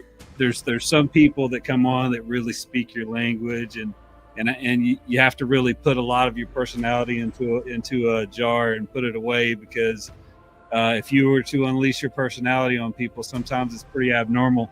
And so I saw you on Brother David Willis's on the Home Sit Rep, and I was like, I saw you on there. I was like, I know this is going to be fun, and I know that the hot seat that I do with him is going to be one for the ages. So basically, what we do is I'm gonna ask you about 10 questions. We'll go back and forth. Just give me the quick answer. Gotcha. So the first one is, if you had a 1-hour conversation with anybody in history, who are you having that conversation with, and what's the conversation going to be about? Oh man. Fantastic, man. 1-hour conversation with anybody in history. Man, for me, it'd probably be Dr. Martin Luther King, because I want to know, man, what did it take for you to believe that you could create something with voting rights and help people and just be that determined? So, man, that would be great. Dr. Martin Luther King. Excellent answer. All right. What is the most unique place on earth that you have ever visited? My God, man. My son was in Hawaii. Hold on. There's one. I'm going to give you one caveat for your answer. It can be any LZ in your 120 plus jumps. Any LZ, that can be your most unique place. But Most unique place on earth you've ever visited. All right, I'm gonna give you. Oh my God, you said LZ. When I was in Special Forces, we always used to go to Key West and do a water jump. We fly from Fort Bragg to Key West, Florida, and we jump out into the ocean, man. Unreal, brother. Flying down to Key West, you're getting your parachute on, you got shorts on, tennis shoes, you got floaters on your arms. The door opens up and you see people out on the beach, right? They open that ramp up and you walk right off the ramp, drop into the ocean, release your canopy, and they pick you up in a boat. Come on, man. I would be like, this is unreal. They are paying me to do this. You got to be kidding me. So in the military, that's one. And I got to slide this one in. My son is still in the Navy, and we visited him in Hawaii about 4 years ago. And he was living on Ford Island. Never seen any place as beautiful as Ford Island in Hawaii. Unreal. Excellent. All right. So I deployed a bunch of times when I was in the Army, and you said you did not deploy, but like when you were talking about your PTSD rating from just going through the training that I know that you go through with SF, with Special Forces, with the annual training that y'all are going to stay ready for all that stuff that y'all are doing in South America for all, all I was a signal guy in electronic warfare, so respect the hell out of it. But I know that all you guys develop kind of a animalistic, kind of a spirit animal. My spirit animal is a lion. I'm real proud. I'm very, very much a protector, very, like Matt says, very, very family oriented. That's my mentality. But what is your animalistic mentality? What is your spirit animal? I like a bulldog tenacity, because there's something about a bulldog. See, a bulldog has the ability to lock his jaws back. And when a bulldog bites into something, they can lock their jaws and it ain't letting go. And so I see myself as a guy with bulldog tenacity that just refuses to lose. I ain't got time. What wasn't that movie Predator? I ain't got time to bleed. Man, I ain't got time to talk about losing, because we're too busy every day making VA millionaires. Bulldog tenacity. I ain't got time to bleed. That's a cool line. I like the beginning of that. Dylan, what's the matter? CIA got you pushing too many pencils? Yeah. All right. What is your go-to karaoke song? Man, look, man, I had to say the Battle of the Green Berets. Fighting soldiers from the sky. Brave men who jump and die. Fearless men. Yeah, man. That's Battle right. of the Green Berets, man. That's what I had to say. Can't go wrong with that one. Yeah. All right. Would you rather go to space or explore the ocean floor? Ocean floor, man. I ain't trying to go up to space. I'll just stay down here in the ocean, in the ocean floor. Get me down there. I hear you. Would you rather be able to teleport or read people's minds? Oh my God, teleport, brother. Man, to me, that would be the thing. Just be able to, boom, I could be anywhere like that. Oh my God, man, teleport. I'd be in Puerto Rico quick. Puerto Rico quick. All right, last one. Man. Please, would you rather speak all languages or play any instrument? Because I studied languages and Spanish is my second language, man, speak all languages, because when you can speak someone's language, it endures them to have more confidence in you, and it just opens up so many doors. So I would say speak all languages for sure.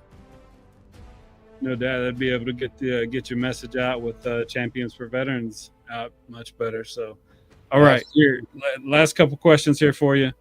What is a daily habit that you kind of either pre-military, during military, or post-military that you developed that has really helped you in your everyday life?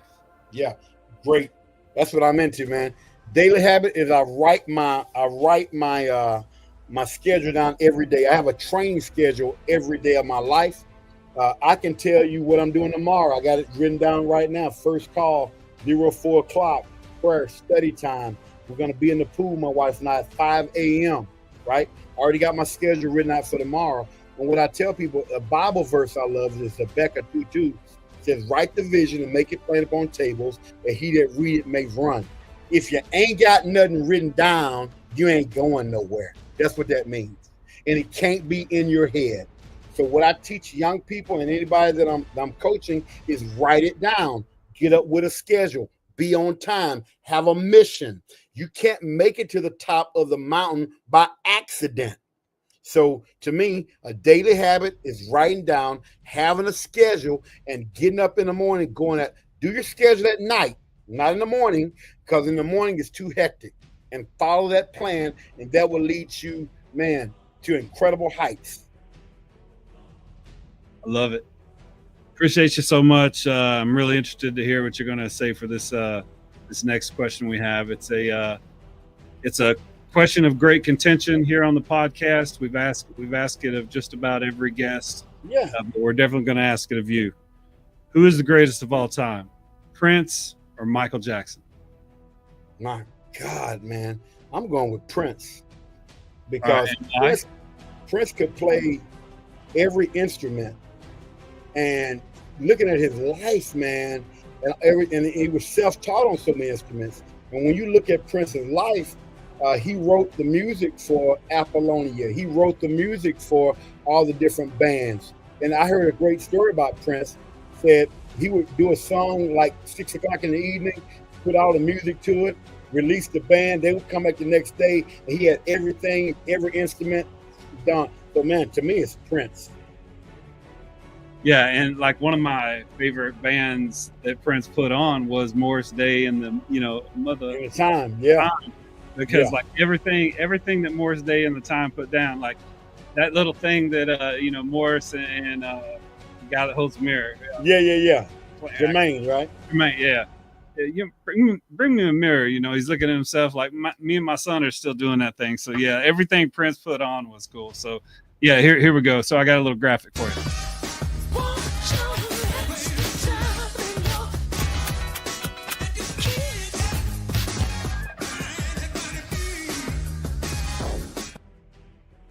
Yeah, so as you can see, Prince is up 34-25 for that very reason. Prince literally did it all, man. Like, this is the part where I want to bring in your son, though. Like, I want to bring in your son. We're going to welcome him to the stage. Gino, what's up, man? Can you hear us? Man, I enjoyed that, man. That was awesome. I didn't tell you you're going to be put in the hot seat, but I do want to bring you on and ask you this final question. Okay. Who is the greatest of all time? Prince or Michael Jackson? I mean, it's hard to argue with the Prince argument that you guys just laid out. I mean, I got to go with Prince.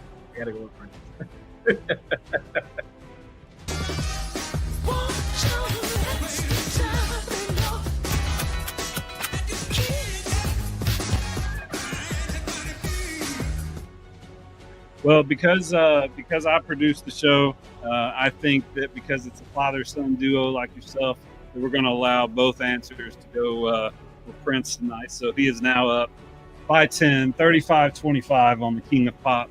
I mean, you can't go wrong. King of Pop, Michael Jackson is the 1A if he's not the number one in this argument. We're not saying who's your favorite. It's just a question we pose. But you have officially graduated out of the Triple Threat Vet hot seat. Thank you so much. Let's bring Matt back in real quick. So we do have one more question, though. Oh, yeah, absolutely. Right? Oh, yeah. So, being a teacher as you are, a motivational speaker, and being on a bunch of different podcasts, doing a podcast yourself, running across the country, talking to people, having groups of people, and having to, like you said, be empathetic to what they're talking about and be able to make that connection and build that rapport so quickly. What is it that we can do with our podcast to make us better? Give us a little AAR there, Ranger Johnson. Man, I think you guys are doing a phenomenal job. I would like, though, to have all the cameras up at one time. I personally don't like just for me to come up when the video, because I'm talking to you. So I know that you guys are doing it on your podcast. I like when I'm talking, I want to be able to look at you. Right now, when I'm talking, I just see my face, and it's kind of like I'm in a room by myself. So that's just me personally. I like seeing everybody when I'm talking. It's great for your reel content, though. I promise. When we send this to you, your reels are going to kick out like crazy. Yeah, that's the point. Is like we want to grow this to the point to where we end up, flying people in and having it in a little studio, and we want to talk to people like you and put that message out. But that is where we want to be. But yeah, that's the biggest point of contention. Everybody says, I want to be in person and feel that vibe when you're actually interviewing somebody. Yeah. Yeah. Yep. Well, you guys made it out of the hot seat. I think, Gino, you got off easy, dude. I did. I mean, no way I could follow that. I was hoping I wouldn't be put on the well, I mean, we could, though. We could. This is what I would tell you. You want to talk about getting into a hot seat, right? Right now, 5 years, right? Is that what you guys are together working through this now? 5 years. Yes, sir. Okay. So my question to you, if I was going to ask you a hot seat question, which this isn't something that we normally do, but I think it would be appropriate just because you guys are killing it in helping people. Gino, for you, as someone who obviously has looked up for your dad your entire life, you've seen the things that he's done. You've seen the reputation that he carries for himself. If you could point to one thing that your dad has taught you in business the last 5 years that you realize he's been teaching your whole life, what would it be? And how would you pay that forward to somebody else? Yeah. Grit, number one. Number one is grit, man. In business and life, you're going to go through challenges. You're going to go through seasons where you have ups and you have those downs. And you got to remember that, hey, you got to fight through it. You're growing as you're going through those downs. And never quit. Never quit, never give up. He's taught me that in a lot of ways, but I would say throughout business, that's been something I've always kind of gone back to. And so, yeah, we've had our challenges, but I'm grateful for that lesson, because when I'm down, I'm not quitting. I keep on going, because we got a big mission. Our mission is to help vets, and we're changing lives and changing families. We're saving lives, literally. We have folks tell us we save their life by helping them get their benefit. So I can't quit. I love it. Thank you. See, we put you in the hot seat, buddy. You learned how to give a hell of a speech as well. Oh yeah. If anything, your dad has taught you how to be the intro slayer. That's what happened there. Do you guys go on stage live and you get to intro him like that? Because I could just see your dad coming out of the back like Rocky going into the ring. Let's go, and like everybody gets up screaming. Yeah, that's because you did that. You hyped him up. Man, we never done it. Actually, that was my first time ever introducing him. Come on, bro. You do that shit in the mirror every day. The crazy part is, my son has been with me for so long, going into schools when he was helping me set up, my book table. He's heard every speech I've ever given, and they always laugh. Him and my son is in the Navy. When I start going to one of my stories, they know my stories before I get to end, and I always tell people, I learned this from Zig Ziglar, one of the greatest motivational speakers in the world. I had a chance to speak for Zig Ziglar Corporation years ago. And I always tell people, Zig Ziglar would say, you can change crowds quicker than you can change your speech. Oh yeah. Right. So when you got some good material and it just works, hey man, this works, man. I love talking to vets. I love helping people. And I love doing it. I don't know if y'all can see that picture. That's back in the day when I didn't think I could die, right? What do you mean back in the day? What are you talking about? That's the Ranger Battalion picture when I didn't think I could die, right? And so what I tell vets, that's my question though, Ranger. What do you mean back in the day, bro? Like you haven't lost that. Come on now. That's 1987 Ranger Battalion, brother. Oh, that's just a year in the world. Like you still believe that today. Well, yeah, I still do. But I understand this. I tell people in my mind, I can still do it, but my body just won't catch up anymore. In my mind, I'm still that 26-year-old dude in the Ranger Battalion running perimeter road at Savannah. Here we go all the way every day. 35-pound ruck on, no pain, no gain. Ranger, lead the way. I'm still him in my mind, but that's pretty much it, right? I love it. And the greatest thing I tell vets, you get to relive that every day in your mind. But get up and go after your VA benefits because your body is going down daily. Yeah, at least once you get your benefits, you can sit on a beach drinking a beer, going, "Yep, I still got it." You know what I mean? Like, yeah. yeah. There you go. Think So I about- would just real quick. Yeah. So Gino, tell everybody if they want to get in touch with you guys and they just have a question, they need help, they need someone to get in their ass to go in the right direction. How do they get in touch with you? What are the steps, and how can they connect with you guys? All right. Email me, Gino@championsforveterans.com. That's a good start. Gino@championsforveterans.com. Send me an email. We will respond to you pretty quickly, and make sure you get the help you need. Also, I'd say go to VAClaimbuilder.com.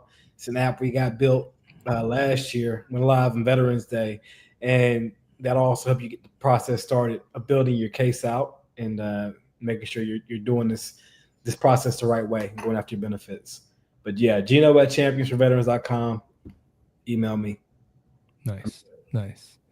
Well, gentlemen, thank you for coming on. I appreciate the conversation. I appreciate getting to know you guys.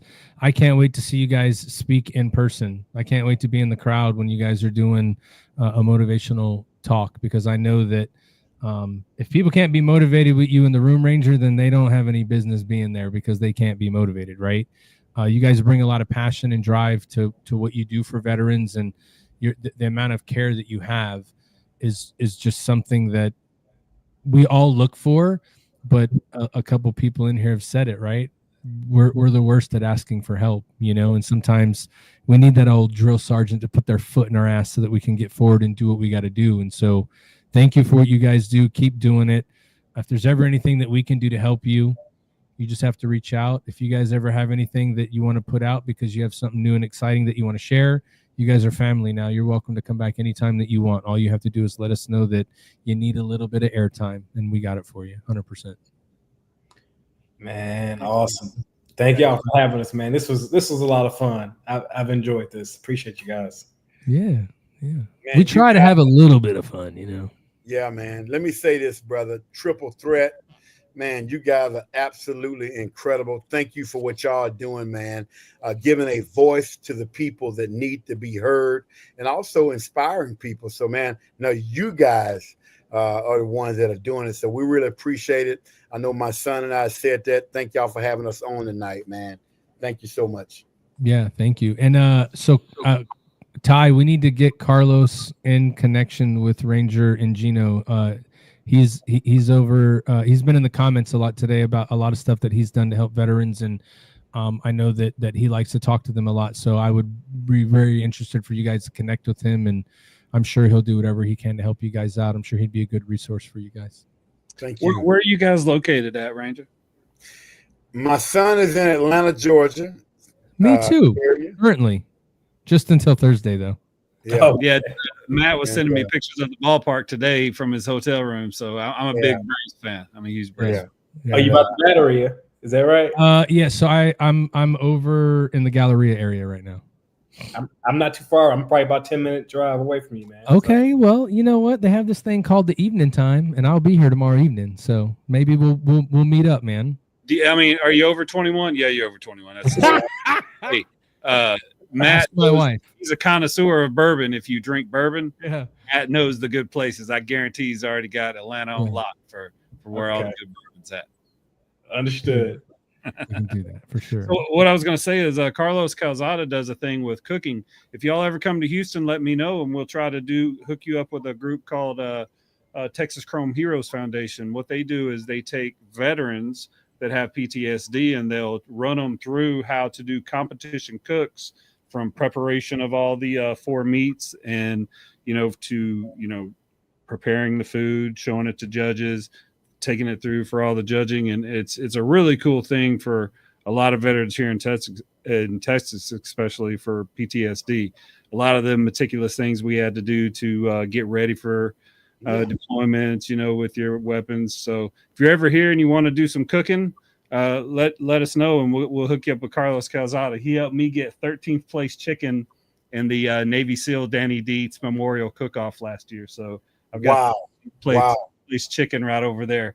Good deal. You know, the award for it. But yeah, Carlos Calzada is a good dude, smoking most barbecue. So yeah, we'll hook you up if you're ever in Houston. But yeah, I as you can see, I don't know if you've watched the show, but I don't show a lot of emotion sometimes. But I really get geeked out. One, when you get an Army guy, and I get, you know, a little bit more numbers because I'm always outnumbered by the Navy.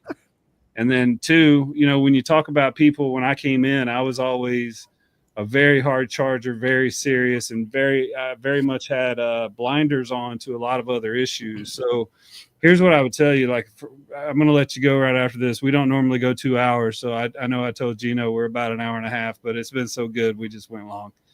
Both of y'all, like, no shit, both of y'all. Gino, so proud of you for what you're doing as a son of a veteran, you know, with what you're doing for veterans, and then the family aspect of this is beautiful. And then so Ranger, doing what we did for all those years, whether it's the preparation you did for SF, what's the best thing you could tell someone for dealing with, I think I know your answer, but what do you think the best thing for dealing with PTSD can be? Man, my opinion, of course, you know, I'm a man of God and I believe in prayer. And if it wasn't for, you know, Jesus Christ and the Holy Spirit and just, man, really being in prayer, you know, this is why we had men's prayer breakfast this morning. And I talked about this morning. I said, you know, my younger years, I was so much focused on being tough, being hardcore, you know, grit. And you need that.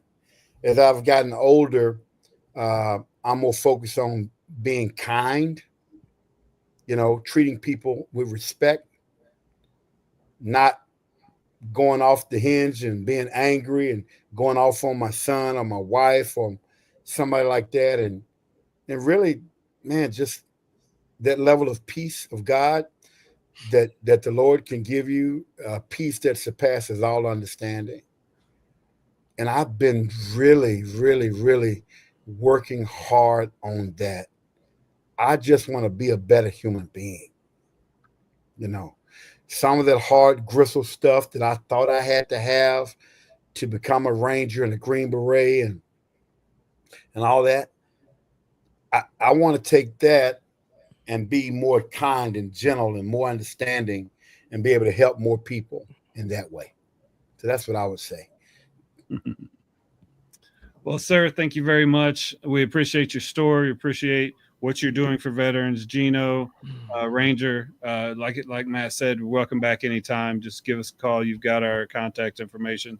Ladies and gentlemen, Ranger Johnson and his son Gino doing wonderful things for veterans. We'll talk to y'all later. Appreciate it. Thank y'all. Thank you. Thank you. That was a lot of fun.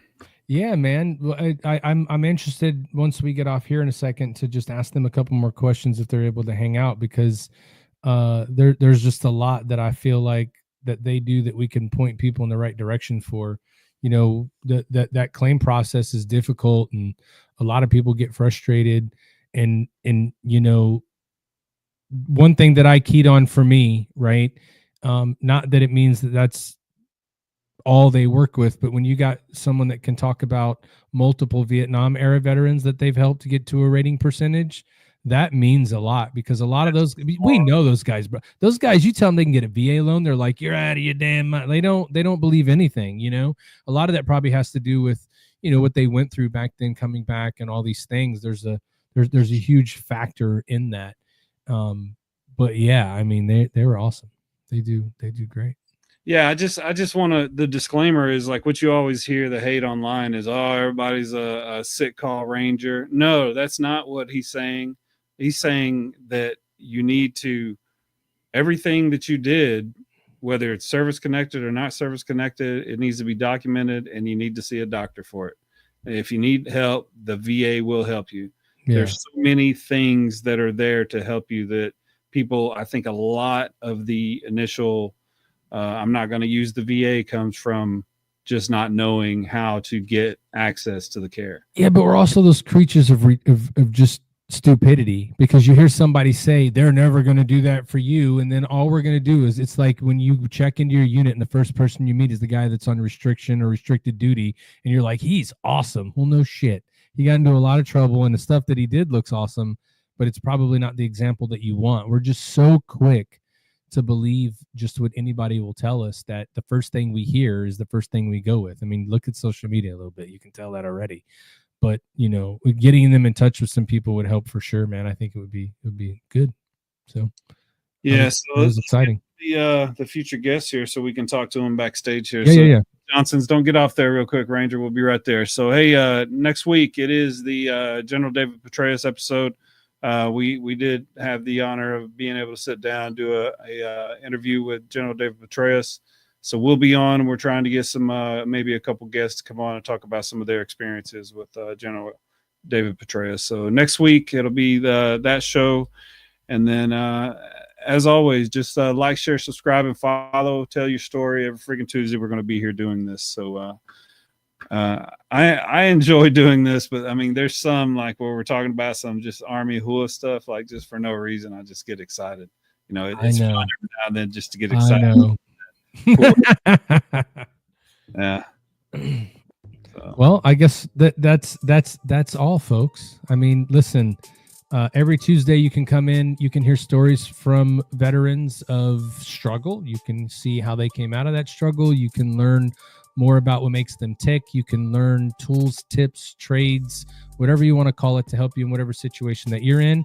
And then sometimes you're lucky, like today, to actually meet and see someone that's passionate about veterans that is telling you they're willing to help you. But here's the kicker to that, everybody. You have to be willing to listen and do what they tell you to do. Otherwise, it's not going to work. There's a proven track record to those things. They're there to help you. And so if you guys need help, Champion for Veterans, reach out to them. You know, they're just a resource.